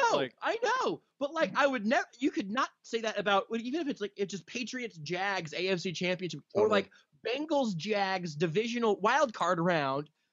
If I'm like, yeah, sorry, I got bumped by Bengals, Jags, it's being played at 4:00 on a Thursday. No one would be like, oh yeah, I get that. I want to listen to that game. It's bizarre. What do you think we would say if the NFL did that? If the NFL played their playoffs on a Thursday at noon, what? We'd think it was visionary. Everyone would watch. It'd draw a monster number. What? CBS did what? That's amazing. Yep. You guys want to do something crazy? So lightning struck one of AT&T's main centers in Dallas. So if you have AT&T internet in Dallas, you don't have the internet. You have no internet. No internet in Dallas if you have AT&T, huh? Isn't that kind of crazy? I think they should refund everybody's money. That's what I think they should do. AT&T is usually pretty good at just giving money back. Yeah, because they're printing their own money and wiping their asses with it. Didn't AT&T try to buy? They tried to buy something the other day, and the government was like, "You can't. We're not letting you buy this." That's happened a couple of times. That did happen. I don't remember what it was for, though. I think AT&T tried to buy Comcast. I think they tried to buy Comcast, which had just bought Time Warner, and which is also NBC now, I think. Right. Well, NBC. We are definitely 10 to 20 years away from there being 3 companies. It's going to be Bezos and Apple. And maybe Google, and probably Time Warner, Comcast, Cable News Networks Incorporated. Google, Facebook, Apple, Amazon. I think Facebook's on the out. I really do. I do too. I think Facebook's going to get bought by Amazon, and it's going to be your friends just selling printers to each other. It doesn't make any sense, but it's going to be Jeff Bezos just pissing all over the code of Facebook. Right. The Facebook marketplace is printers. It's a printer-based economy. TJ, you and I were really quick to dismiss Facebook, the platform for this entire company. That's right. I've migrated to YouTube. I'm all about YouTube now. PJ says Google is just. What do you think about it? Google is just just morally better than Facebook, obviously. Yeah, morally, ethically, in every way. They're all doing the same thing. They're all just fucking stealing our information to sell us shit. That's all they're doing. At this point, I'm good with it. In fact, at one point, I was looking up how to just print my own T-shirts and stuff. And today, literally 20 minutes ago, I got an Instagram ad that was the cheapest printed T-shirts. And I was like, oh damn, I want that actually.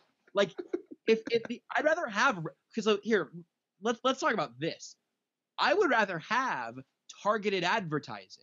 I don't really care about I don't need ads for the best contact lenses. I don't wear glasses. I would rather you tell me where I can get the cheapest printed T-shirts or whatever, or send me to H&M's website.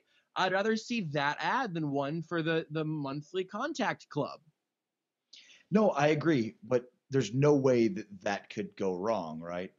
No, I understand that I understand that there's a ton of it. There are issues with that, but I'm at a point now where I've spent my entire adult life, and really since age 13, where like I'm just sort of cool with the fact that the internet has all my stuff. Like it's part of it. Like It's if the someone new emails norm. me, it's like, hey, we need your social security number to be able to send you $10. I'm like, sure, here it is. It's 712-33-4477. You just start rattling off the number. You that don't even it? know who it Yeah. is. You're just Like, giving who it away. cares? No, that's right. Let's see. The thing I'm worried about is whichever one of these megalo companies ends up having a de facto military, and I'm pretty sure it's going to be Amazon because they got all Yes, the drones. It's Amazon. It's absolutely Amazon. Do they own Boston Mechanics? I don't know. I'll look it up.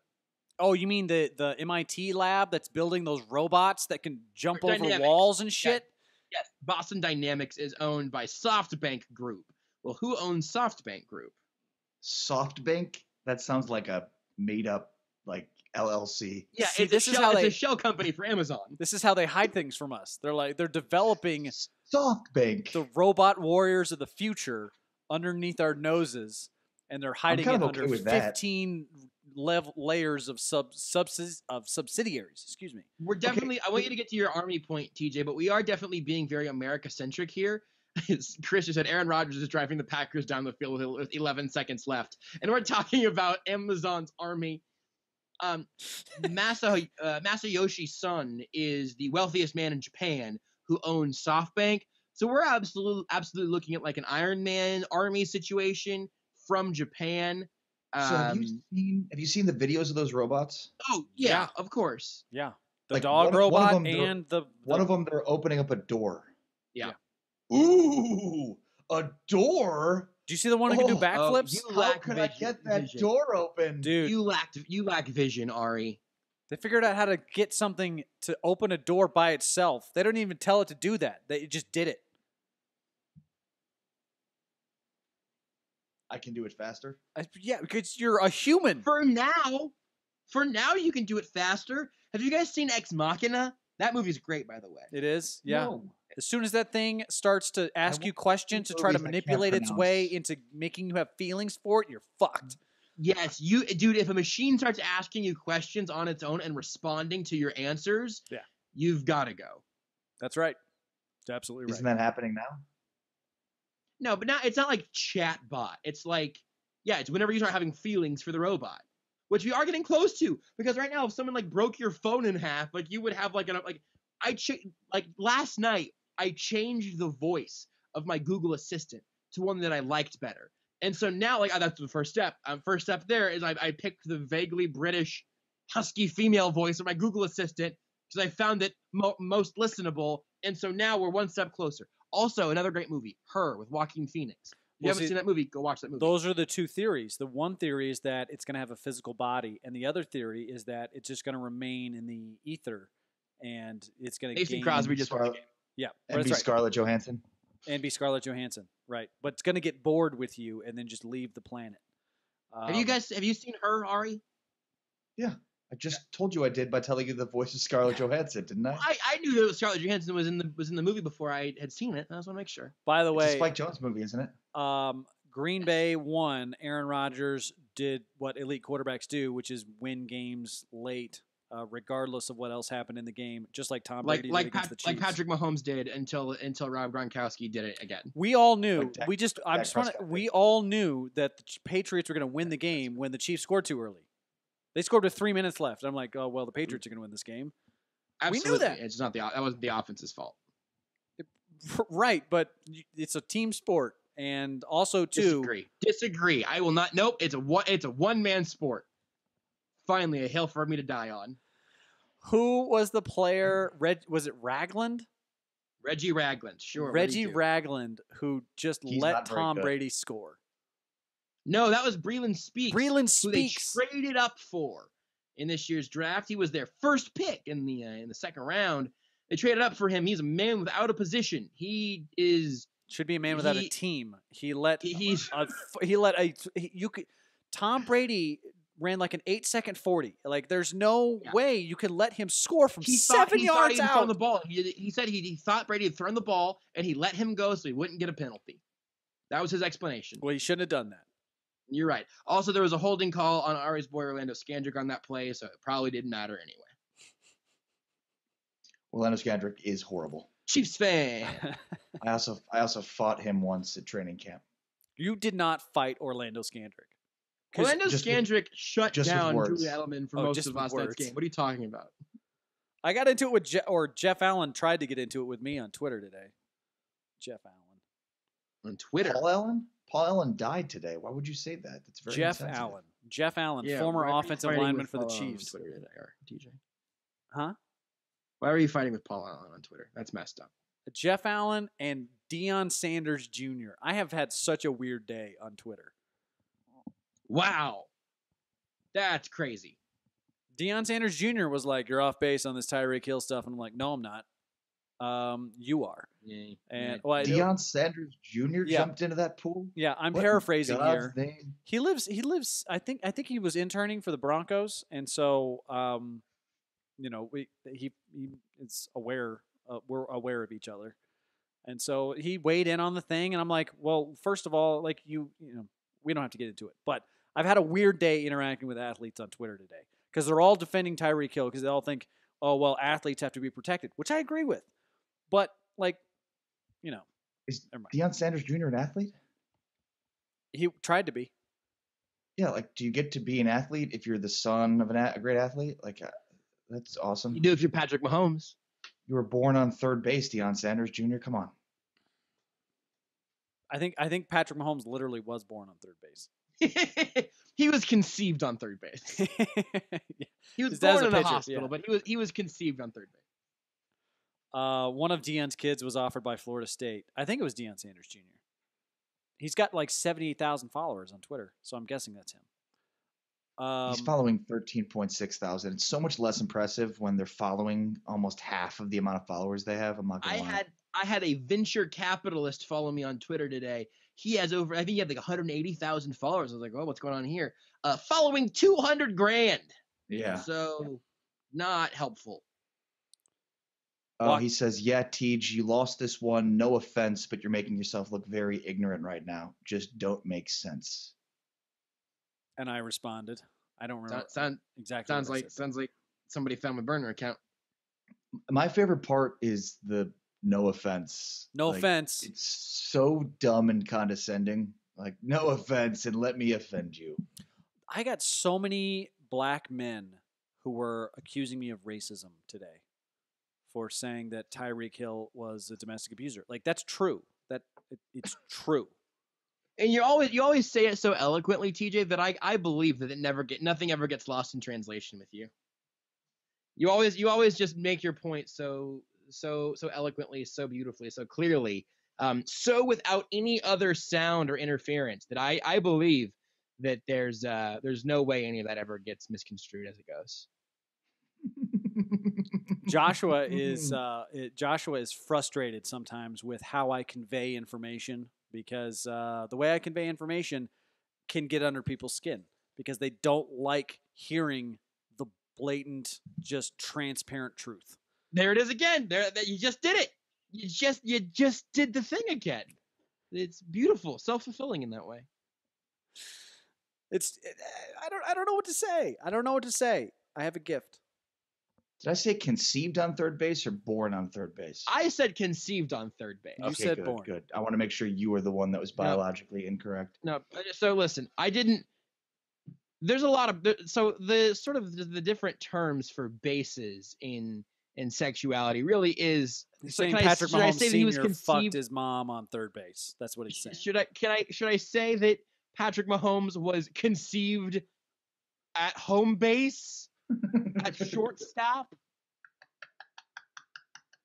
Don't That make was me my- regret yelling at you again, PJ. That was I'll do my it. favorite line from Sunday Night Football. Chris Collinsworth told the story of how Patrick Mahomes crushed a kid's face in Little League.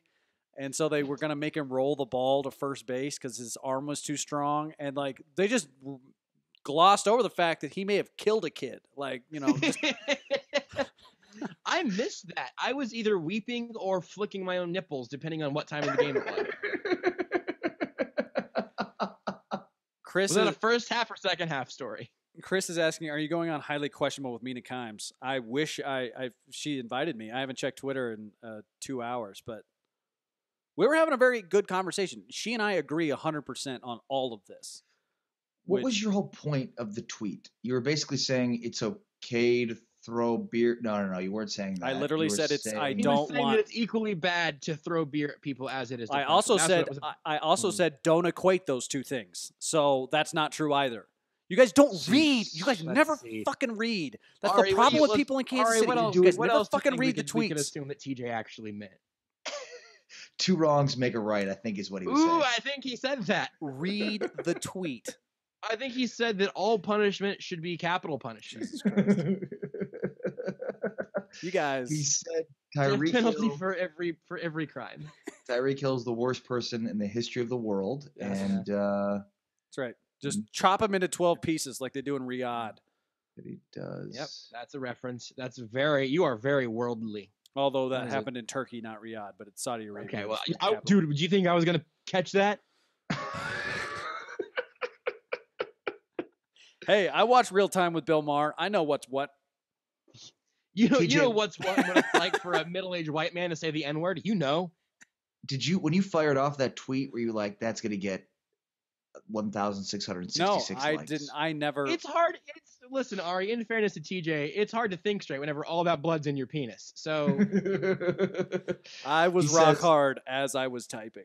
Yes. He tweeted, I don't want fans to throw beers in players' faces. I also don't want men to hit and abuse women. But Tyreek Hill did abuse a woman, and Patriots fans did throw beer at his face. And don't equate those things. One is way worse than the other. Pats fan just wasted some beer. See, right? So, like, it's the punctuation that pisses everybody off. It's that last line. This sounds terrible. It sounds like a haiku. It does. You I'm think eloquent. you're Simone Biles the whole time doing this perfect gymnastics routine, and then on your dismount you turn into the Thing from Fantastic Four and just cannonball into the asphalt. And like, what happened? Like, why was that so destructive? I don't get it. After Mahomes made struggle, I could see this offense having troubles this year. It's gonna be the most high school offense since Chip Kelly. Like at the dismount every time. Those tweets were like a month apart. Suck this year. Those tweets were a month apart. Jesus. But I think there's a connecting line between those and your general. I could fix the tweet if you want, TJ. I could fix it for you right here. So just delete the first 5 sentences and just tweet Pats fan just wasted some beer. Yeah. See, that would have gone worse. I think it would have gone worse. Or I wanted everybody to know that I had, my real, honest, rational take was this, and also fuck Tyreek Hill. That's what I wanted that tweet to be, because that's my real opinion. So I believe everything I said. What did people? Because you don't really even have. I mean, your opinion there is that Tyreek Hill's a shitty person and that a Boston sports fan threw beer on him. Like that's. I'm saying like life happens. Like the tweet was too long. It's like there was a tweet in there or a line in there I deleted that said, that's just life, man. Like both of those things happened. Like you kind of get back what you put out into the world. And Tyreek Hill, I feel no sympathy for the man when bad things happen to him. I will never feel sympathy for him. I really won't. I mean, Roman Polanski. You didn't really say that in the tweet though. But Roman Polanski, had terrible things happen to him and his family during the Manson murders, and he also raped a 14-year-old girl. So, like, there's fucked up shit happens. So, I just think the reason that this podcast exists is so eventually TJ can stop tweeting and just have like 10 minutes for every thought.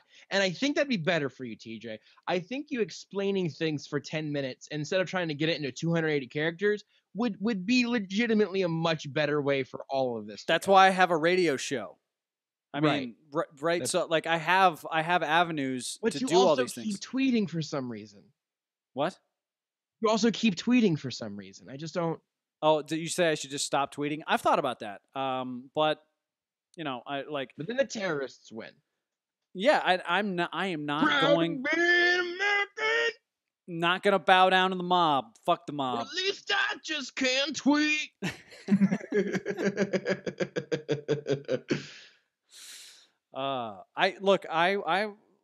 Everybody gets upset, but everybody who was upset at me was from one place. So I think that matters. You know, and in that, there's no way that repeatedly poking the same mob with a stick from, whatever, 10 hours away is going to ever get that mob agitated. That's totally on them and never on the person who keeps poking. Like, you can be like, hey, man, that bear's got a temper problem. Hey, like, yeah, probably so. Hey, if I'm gonna shoot it with a rocket launcher and see if it gets angry. do you know how many thousands of people have tweeted me just to tell me that they don't know who I am and don't care what I have to say? Thousands.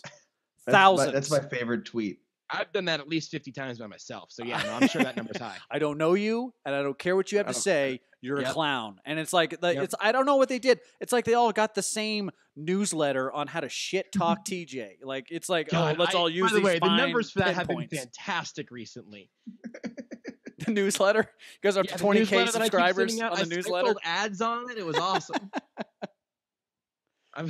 There's that website ruinpeoplesdays.com. You can send like glitter bombs to people and stuff, or just like they open an envelope and just glitter goes everywhere. By the way, TJ, I did ask Melanie for you guys' address, and you're going to be getting a lot of explosive glitter bombs and sand packages. Maybe real bombs, because I don't know. I didn't tell them they had to send glitter. Well, hopefully not real bombs. Well, listen, we all make mistakes, and mine was sending your address out on how to shit on TJ mailing list. Oh, see, this is the point that Mina Kimes was saying. Don't make this point because it's a bad point. PJ says Hill pled guilty to domestic abuse. He was punished. He went to counseling. He reconciled with his girlfriend, and has been an outstanding person since. A cheetah can change his spots. Ooh, the nickname work in there is really good. But so I do think that there's a complicating part in there. Cheetahs don't have spots. By the way, I would love to invite Mina Kimes on this podcast. Hey, Mina, will you hold on for 40 minutes while Ari spins some headphones and frames up his camera? Hey, Mina, thanks for the time. We're going to spend the first hour just trying to figure out how this framing works. She's got bigger fish to fry, but I think she is probably the first time I read her work was in ESPN the magazine on that Advocare story where we all found out Drew Brees was the front man for a Ponzi scheme. Yes. I didn't remember that was her, though. Yeah. That's funny. That was the first time I'm like, man, who wrote this? This is fucking amazing. Mina Kimes. By the way, TJ, you should be less humble. She has bigger fish to fry. We've got 7 people watching right now. We were up to 16 at one point. Drew Brees was the leader of a Ponzi scheme? TJ, aren't you outraged every time he throws a touchdown pass? I, at the time, was very outraged. I was very outraged at the time. I mean, in the grand scheme of things, Ponzi scheme, domestic abuse. I got to do the mental math in my head. Tomato.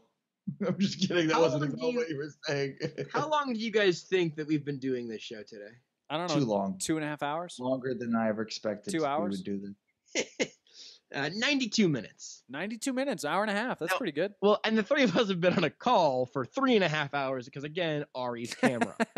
I was counting the time that we've been on trying to set up the equipment. We've been live for an hour and a half. In my divorce settlement, I'm sure that this won't come up. Spent 3 hours You're going talking to line nobody. item. A lawyer's like, you spent 3.5 hours on a podcast? Facebook Live call with 2 gentlemen. 2 gentlemen? Right. One from Denver, another. Sir, were your pants on the whole time? Or I know how this looks, Your Honor, but I assure you, we were talking sports. Well, not even. Not even A really. little bit of Venom talk. We're Sally in the Fields, Amazon I believe. army. Says here in a review of the transcript, you were talking about abusing women? Oh, no. You get nothing. And then I won't be able ever to play in the NFL again. Thanks Ooh, to TJ. TJ. Chris asks about Swag Kelly's transgressions. Your thoughts, TJ? Oh, swag is a problem. There is no doubt about it. Yeah, There is no doubt about it. Swag's a problem. Yeah, he tried to fight high school kids Swag's a problem, and not just on the football field. for no reason. So, who wouldn't want to fight high school kids? Fuck them. High school kids are assholes. There's no. They're assholes. Yeah, they're they talking really shit. They're trying to be like, don't. I'll fight a high school kid. By that same logic, you would also fight Chad Kelly. Like, that would be better, I think, because he's older. It's not. No, I'd only fight kids. Thanks. He did. I think he called in. I think he threatened to like. What did he threaten to do? I can't remember. It was like a terrorist threat. He made some kind of terrorist threat, jokingly. Of course. And that's a very good joke. As the Uh, masters of comedy, as we've spent 92 minutes of this 94-minute show on Tyreek Hill, we can say for sure that fake terrorist threats, not funny. Not that funny. Some of the bullshit that players have done that I've covered is just insane. And I'm guessing both of you have the similar stories. Maybe not you, Josh, because you're still pretty young. But I got a couple. Ari, I'm guessing has some pretty fucked up stories. Like I remember covering the Devon Belcher thing, and that was not a fun day. Man, that again, a real laugh factory. That one, dude.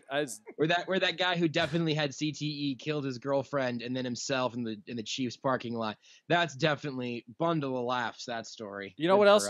You know what else I covered? The entire Arrowhead Stadium cheering Matt Castle getting a concussion in a game. Yep. That one was not good. That was the bad. same season as Devon Belcher. Cheering the concussion, they were cheering the excitement of the play that had just happened. That is not true.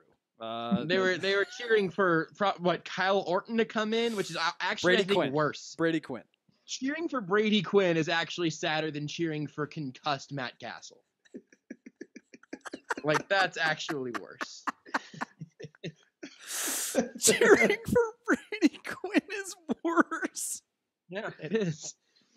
Like, oh, Matt Castle probably just lost a good 6 months off the end of his life, but I'm happy for Brady Quinn. Like, that's really bad. I can't believe. He was calling the Colorado USC game, and all I could think of was that fucking guy. I remember him being the quarterback for the Chiefs in 2012, and he was terrible. Yeah. The best seriously, there was a stretch of time. Like I've had plenty of negative things to say about Alex Smith because I'm a rational human being. But there was a point in my life where I could legitimately say that the best quarterback I had seen play for the Chiefs since Trent Green, not a great previous barometer, was Kyle Orton.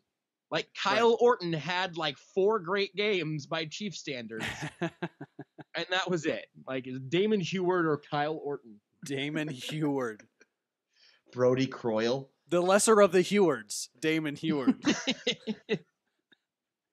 We couldn't even get the best Huard.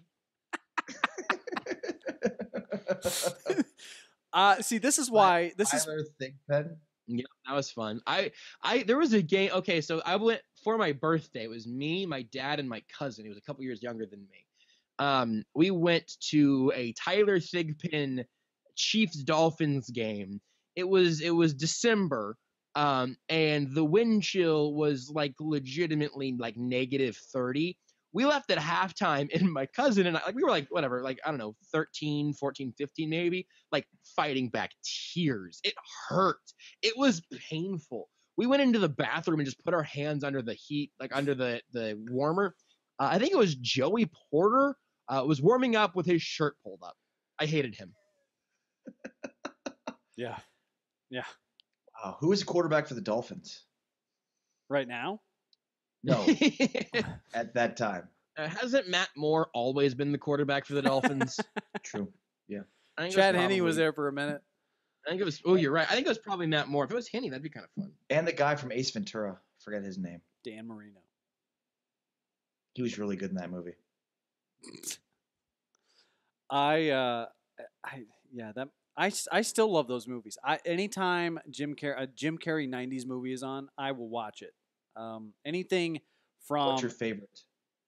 I still think it's Dumb and Dumber. Did you guys ever see the documentary about him playing Andy Kaufman? I did see that. Yeah. Yeah, it's very good. By the way, Dumb and Dumber is not a Jim Carrey movie. It's a Farrelly Brothers movie. It's different. How is that not a Jim Carrey movie? That's literally the Jim Carrey movie. That's where he. No, it's a Farrelly Brothers movie. It's Chad Pennington was the quarterback of that game. He looked it up. What did you Google? I searched coldest game in Arrowhead history versus Dolphins. Because again, I'm like TJ. I'm very good at Twitter at Google. Chad Pennington with his hook nose and his sunken eyes and his 78% completion percentage for 78 yards. Tyler Thigpen had 2 touchdowns and 3 picks in that game. He actually he also ran for 57 yards. as Larry Johnson led the team in rushing. Leading receiver that game, Jamal Charles with 102 yards. That team had Larry Johnson and Jamal Charles on the same team, and it won 2 games that year. Didn't Larry Johnson spit in a girl's face Maybe once? 3. Larry Johnson. There was something unsavory. Yeah. Yeah, Larry Johnson also broke a bottle over the side of the bar and threatened to stab people with it. Yeah, that's what I was thinking about. But was one of the people he threatened was a woman or no? I think those are 2 separate incidents. I'm just asking. Yeah, in that game, better if they threaten men. Yes. In that game, you guys, just for the record, Brian Waters and Tyler Thigpen both had 1 tackle, which was as many as Glenn Dorsey did, which is really good for number 5 overall pick. I think that year, rookie Glenn Dorsey. Jackie Battle also had a tackle. Glenn Dorsey was really good for a long time with the Chiefs.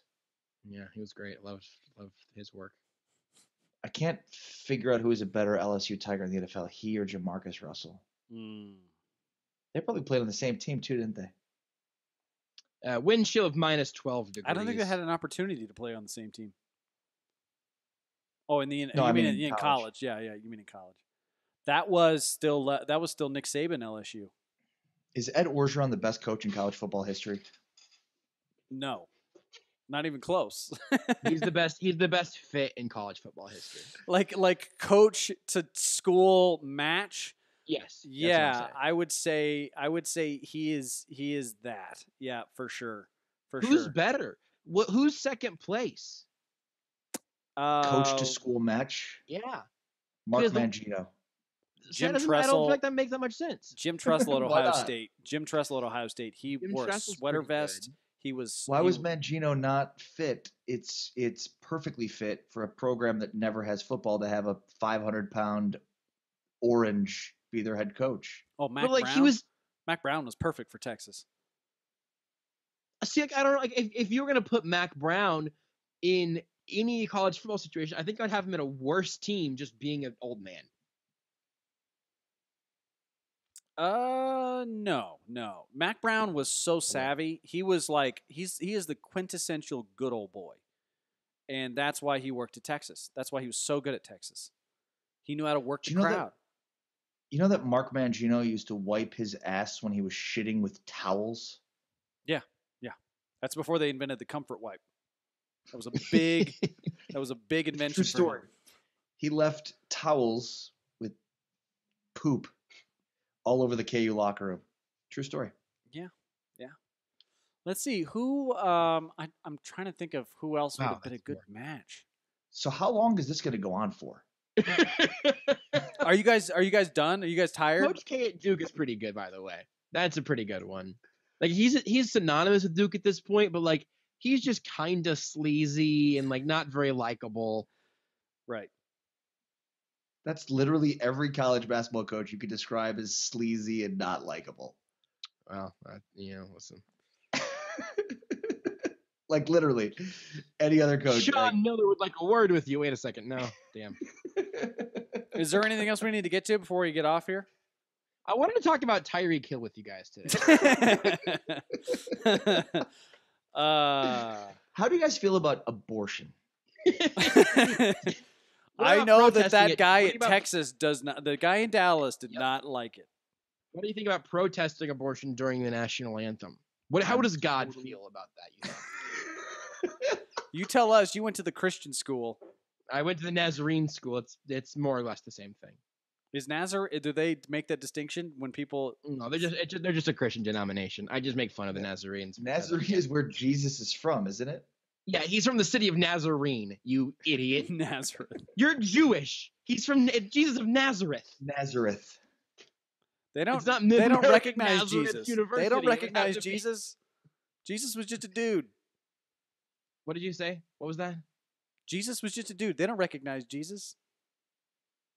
But like, whatever. I guess you're right. No, I guess that's true. I guess I was doing the whole like King of the Jews thing. I realized. Yeah, he was just a guy with some good ideas. There wasn't like any significance to his time on Earth. I guess I at least figured that like that Jews would know where Jesus was from.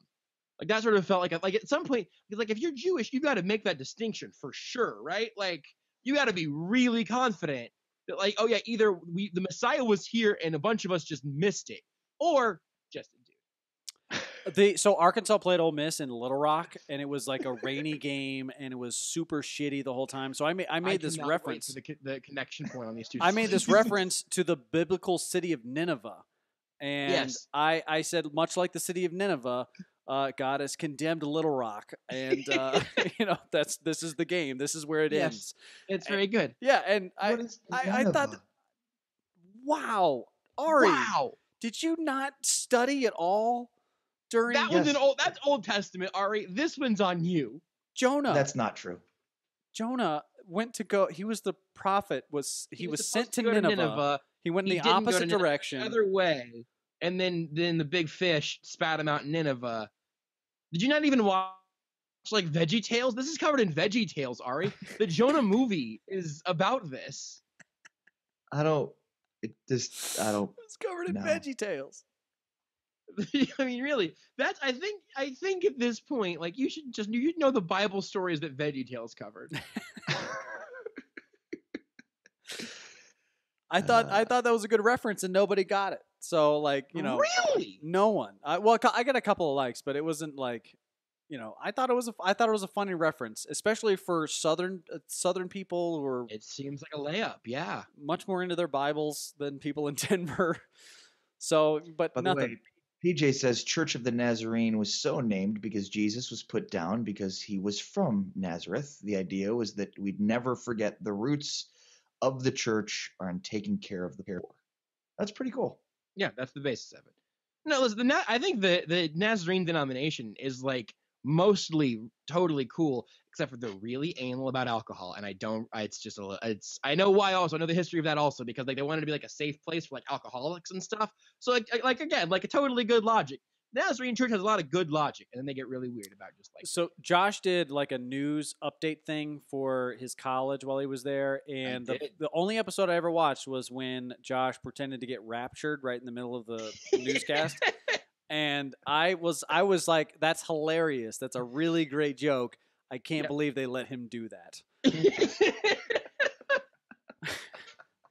Yeah, it was That's my favorite. Amazing. It was very good. That's amazing. They never really let us do anything. We would just sort of make it and then email it in and then just hope it showed up on the big screen at chapel. I just kept envisioning this pastor going, well, I don't know, but I guess it's okay. Laughing is good. The chaplain that we had, the two chaplains we had at the time, both good senses of humor. If that would have been perhaps decided by the president of the university, we would have had a worse time. People who are very, I learned this about, regardless of your religious, political affiliation, anything. Sorry, Chris just said Ari wants to be raptured by this podcast. Oh, PJ says that Wyatt Stark says hi. Wyatt Stark is definitely the more successful internet alumni. He's got lots of YouTube followers, and I don't. Hi, Wyatt. Good job being more successful than me. As long as if people are image conscientious, they're going to be very against any sort of jokes. Yeah, they're going to take themselves way too seriously. But if they're not image conscious, they're much more about like what you say and what you do and who you are and like substantive things.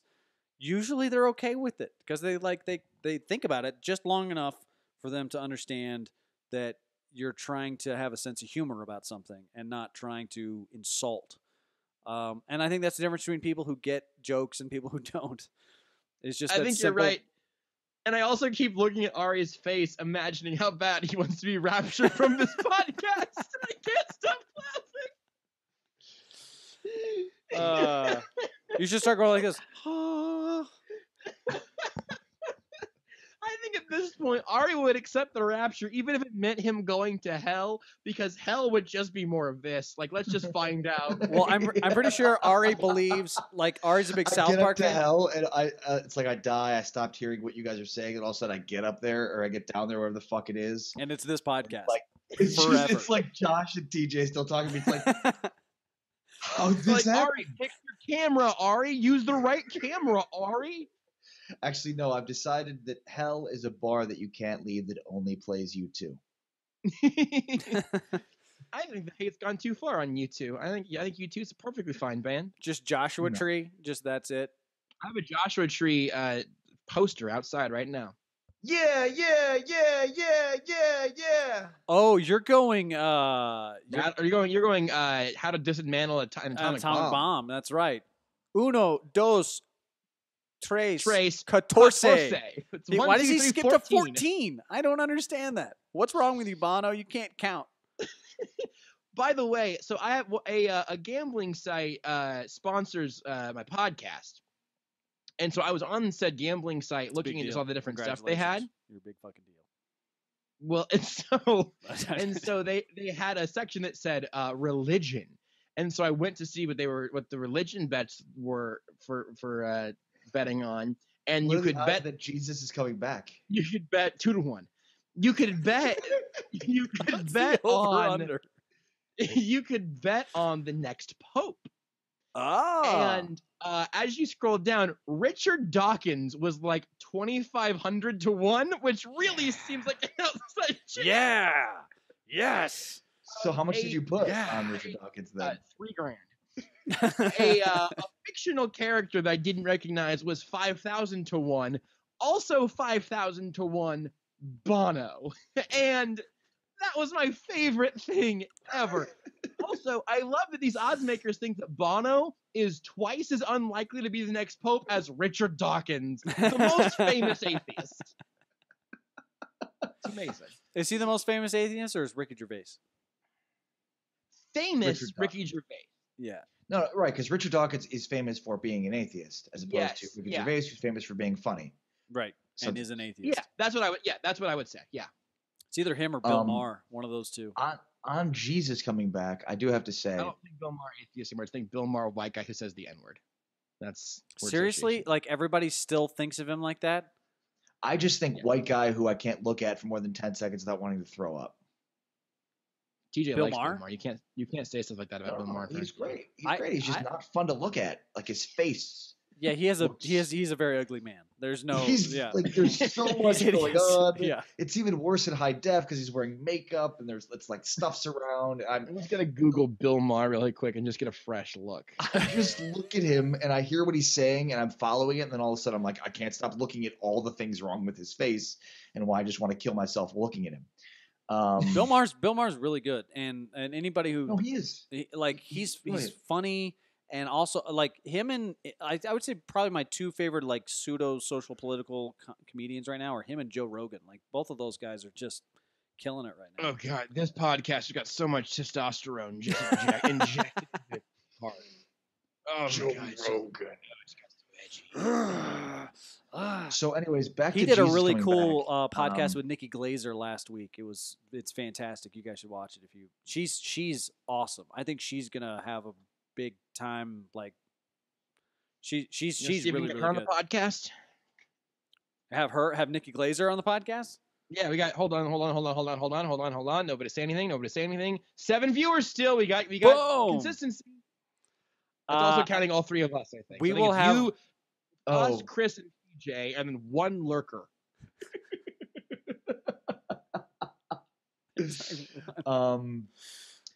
So when I was little, I used to watch the Jerry Springer Show, and they would have neo-Nazis on. And so they would say, like, well, when Jesus comes back, we're going to kill all the Jews. And I'd be like, Mom, is Jesus coming back? So anytime I think of Jesus coming back, I just think of Jerry Springer to be like, oh, God. Your mom was just like, no, Ari, shut up. It's bullshit. Eat your matzah. Like, what, Mom? This is really weird. This is weirdly Semitic, Mom. This is very odd. Why are you building this story so perfectly for me to retell on a podcast with 3 real viewers in 20 years? I don't really talk about the fact that I'm an atheist that much, but like, it's because I don't really want people to most of my Twitter is about sports, so. Right. It's just it sends you about sports and not about politics at all. Oh, I mean, I'll say whatever the fuck I want, but like no, I know, but don't say your Twitter's just about sports when it's not really just about sports. It's mostly about sports. Well, I mean, because you tweet a million times a day, 95% of it's. I'd say it's probably fair. I'd say 80% of it's probably sports. Yeah. I think everyone knows you're an atheist, TJ, because you don't look at Patrick Mahomes and see a direct reflection of God's creation, which is what I do. You know what's crazy though, honestly? Like it is so taboo to be atheist. Like It really is. Like people would rather you be a fucking witch. Like at least you believe in something, you know, like witchcraft. Oh, it's fine. Yeah. Do witchcraft. But like being an atheist, it's like the worst thing you can be. I don't see that at all in my own like friend groups and everything. But I don't maybe it's generational and you guys are just 1,000 years older than I am. I don't know what that is. No, I think because I agree, and I think like most people would probably identify. I shouldn't say most people, but a lot of people I think our age group are agnostic or atheist. Right. Probably the majority. Agnostic for sure. Yeah. So I don't think it's amongst each other. I just think it's in like the greater world. So Right. I don't. It is probably generational to a certain degree, and I just think like in the world right now, if you're outwardly in the media saying you're atheist, you are viewed as like, oh God, this person believes in nothing. There is some of that. There definitely is some of that, especially like if you're teeth in the morning. Right. It's like, oh, well, is there no morality with this person? Yeah, exactly. Do you have no moral compass? I think it's largely like if you are in a very religious area, whenever you meet like one moral atheist, you're like, I get it. Oh, okay. Yeah, no, this was dumb of me to think otherwise this entire time. Well, yeah, Right. like, do you not kill people because because you can? Right. Right. It's ridiculous. Like I need to have religion in order to follow specific guidelines that I don't inherently follow by myself because I have an inherent sense of good versus bad. And I'm not. Where does that come from, Ari? Where does it come from? Checkmate, atheist. It comes where it's inherent. It's there. Why? That doesn't make any sense. That doesn't make any sense. All right, doesn't make any sense. It doesn't. And I'm not anti-religion, nor am I. Yeah. It's like I really don't care. It's just like like agnostics. It's just like you're atheist. You just haven't gotten there yet. You'll get there eventually. Right. For sure. But yeah, I don't know how long it takes people to get to that point. But like everybody's got to figure out a way to make the world make sense to them in some way. And for me, I think it's about 2 more years of living in my parents' basement, and then I'll be there. There's no way a loving God lets me stay here. You'll definitely go further in life if you were like, hey, I just need to believe in me. Like John Lennon. If Patrick Mahomes ever does have that 4 interception game, that clock starts spinning a lot sooner. Also, by the way, John Lennon also beat his wife. So that's a tough one. What do we do with that? That's not true. It is true. He beat his first wife. He admitted it. It's not true. He did. He admitted it. He said he did. TJ, I never saw it happen, so it's not true. John Lennon's the greatest ever. Mark David Chapman should burn and rot in hell. That's interesting. Well, how about Pablo Picasso? Pablo Picasso was a sexist. He didn't think his daughter should be an artist. Should we not like Pablo Picasso? I mean, there is a lot of nuance when it comes to art and the person. Yes. Yeah, I mean, like Gary Glitter wrote an amazing rock and roll number 2, but also was a pedophile. Yeah, but he's easy to throw out. Like John Lennon's somebody I can't just throw out. It's true. I can throw out Gary Glitter. Like, bye, Gary. Gary Glitter is a sacrifice you can make. The virtue of his art is not high enough. Yeah, Picasso, John Lennon, Gary Glitter. Like, God, these 3 are just really core to who I am as a person. Well, it's like that Scott Kelly thing, the astronaut who quoted Winston Churchill, and people were like, "Don't do that. He was a racist." And you're like, "He fought the Nazis. What are you talking about?" Right. What do you do with some of that? Yeah, I don't know. He also wasn't he wasn't that fond of Indian people. So Winston Churchill. Winston Churchill had a lot of anti-Indian policies. Hard to believe somebody alive in that time would. Yeah. I legit have I kid you not. I have a Winston Churchill bobblehead 10 feet from me right now. Winston Churchill is freaking amazing. I love him, and yeah, sure, he's probably racist, but so were probably 100% of the population in the 1930s and 1940s, were they not? Yeah, Yeah. Well, it's like Martin Luther King. Like he was a philandering hypocrite. He was much more secularist than he was religious. He like didn't even believe in God. So he just kind of used it as a platform to get people to listen to him to create equality. But so who gives a shit if if he was fucking around on his wife? I'm sure a lot of women do, or maybe not. Well, and so, like it's, like that was interesting because you can there was a lot of shade just thrown at Martin Luther King there, talking about his religiosity was disingenuous, and now you're talking about him cheating on his wife. Right, but he also led he led gosh, I'm drawing a blank on the phrase of The March on Washington. no, like just like the whole but he like did. social He did the change March on of Washington. of Yeah, the civil rights movement. civil rights rights? movement. Yeah, civil rights movement. Gosh, civil rights movement. So it's like, so that was impactful, important thing. Like we were talking about Christopher Columbus on the panel last week. It's like Christopher Columbus. Neil deGrasse Tyson said the most influential moment in human history was when Christopher Columbus discovered America and then came back because he united the two continental, things, and united humanity. Like that was a very important moment in human history. But he also fucked a lot of shit up in the process. So it's like, what do you do with that? Other than I've just always contended that the most By important. the way, moment PJ's pretty cool. I like PJ. We should be keeping up with what he's saying. He's got So good comments. I feel increasingly worse about yelling at PJ earlier about Colin Kaepernick. It's weird. He seems like a reasonable person. So does Yeah, Chris. yeah. It's almost like the internet is full of reasonable people that once you have a platform that you can talk long discussion. form. Yeah. For me, I always contend that the most that's interesting for Neil deGrasse Tyson because I consider him to be a pretty smart man. That's a pretty dumb thing to say because for me, the most influential. Sorry. The most influential moment for me, I think, has to be whenever the aliens built the pyramids. Like at that point, that's something that changes the course of human history way more than Christopher Columbus just expanding white supremacy. Right. Yes. Yep. Imperialism.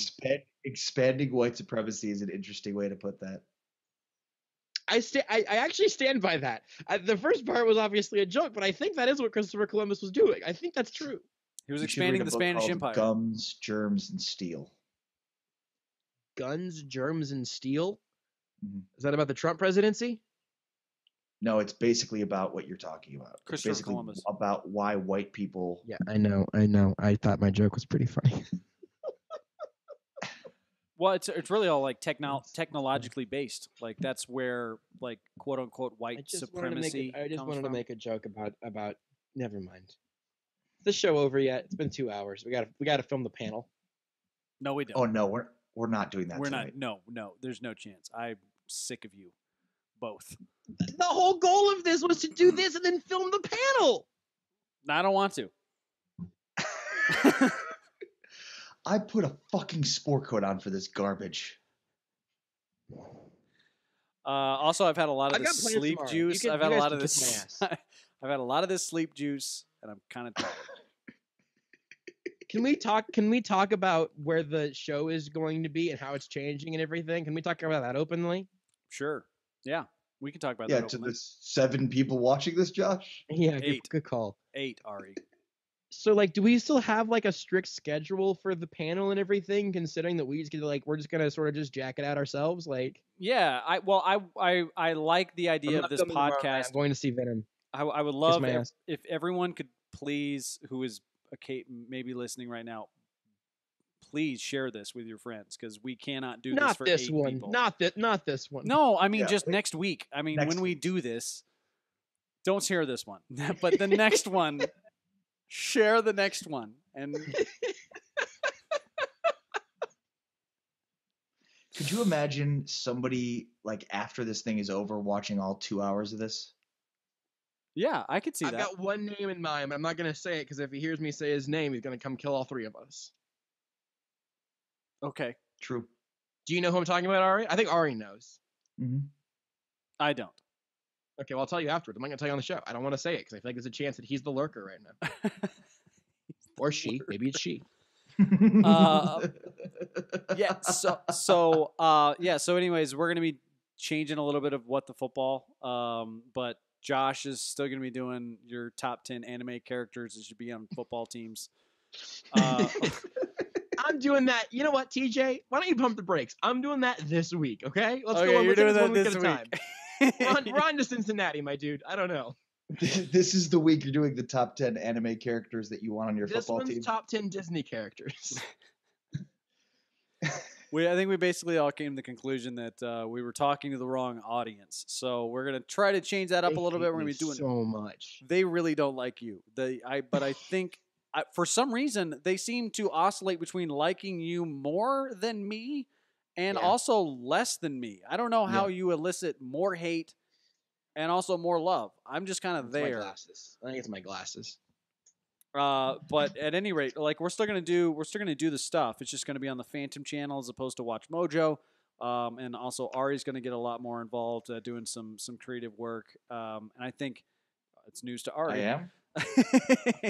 We're gonna be doing some of those film study things. Ari did a really good film study. Be creative. You can be creative, Ari. And you're right. Like you guys create my way off this goddamn show. you make a good point, TJ. We were doing the show for the wrong 18 million people. Now we're going to be doing it for the right 279 people. I did find that funny too. Like, it's the wrong audience. There's 18 million people there, and surely there weren't sports fans amongst them.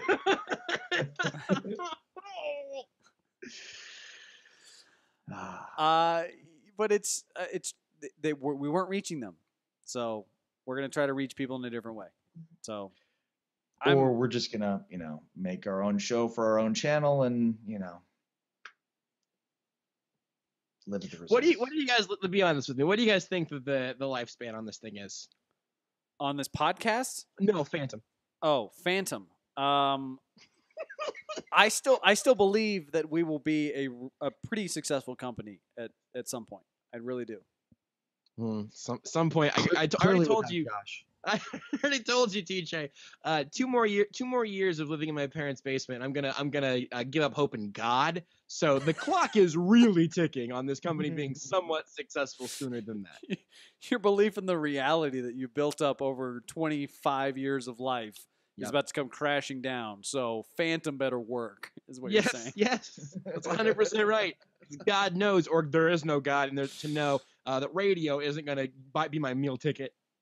Well, you're going to have to find a different station if you want. I was about a different line of work. Ticket. Yeah, well, look. There are 14 people in this country making money doing radio. Colin Cowherd. Dan Patrick, Dan Lebitard, the 2 Dans, Stu Gatz, Mike Golick. Does Greenberg count as radio anymore? No. Mike Francesa is back. He's making money still. Kornheiser doesn't count anymore. That's a podcast. That's not a podcast. No, there might be less than that. I was counting. I'm sure there are some people locally that just they own the means of production, that have seized the means of production. Your boss is making money. Even then, maybe that's not even just doing radio. Your boss is making money. Everybody's bosses are making money. No, I mean you're on air like the boss, Kevin. No, I mean, I contend. I'm sure every boss in America is making money. TJ, I wish you were more like Colin Cowherd. Well, because think about it, like your Patrick Mahomes stuff would have just disappeared into the ether. Like, Colin Cowherd takes every single day. No one hears.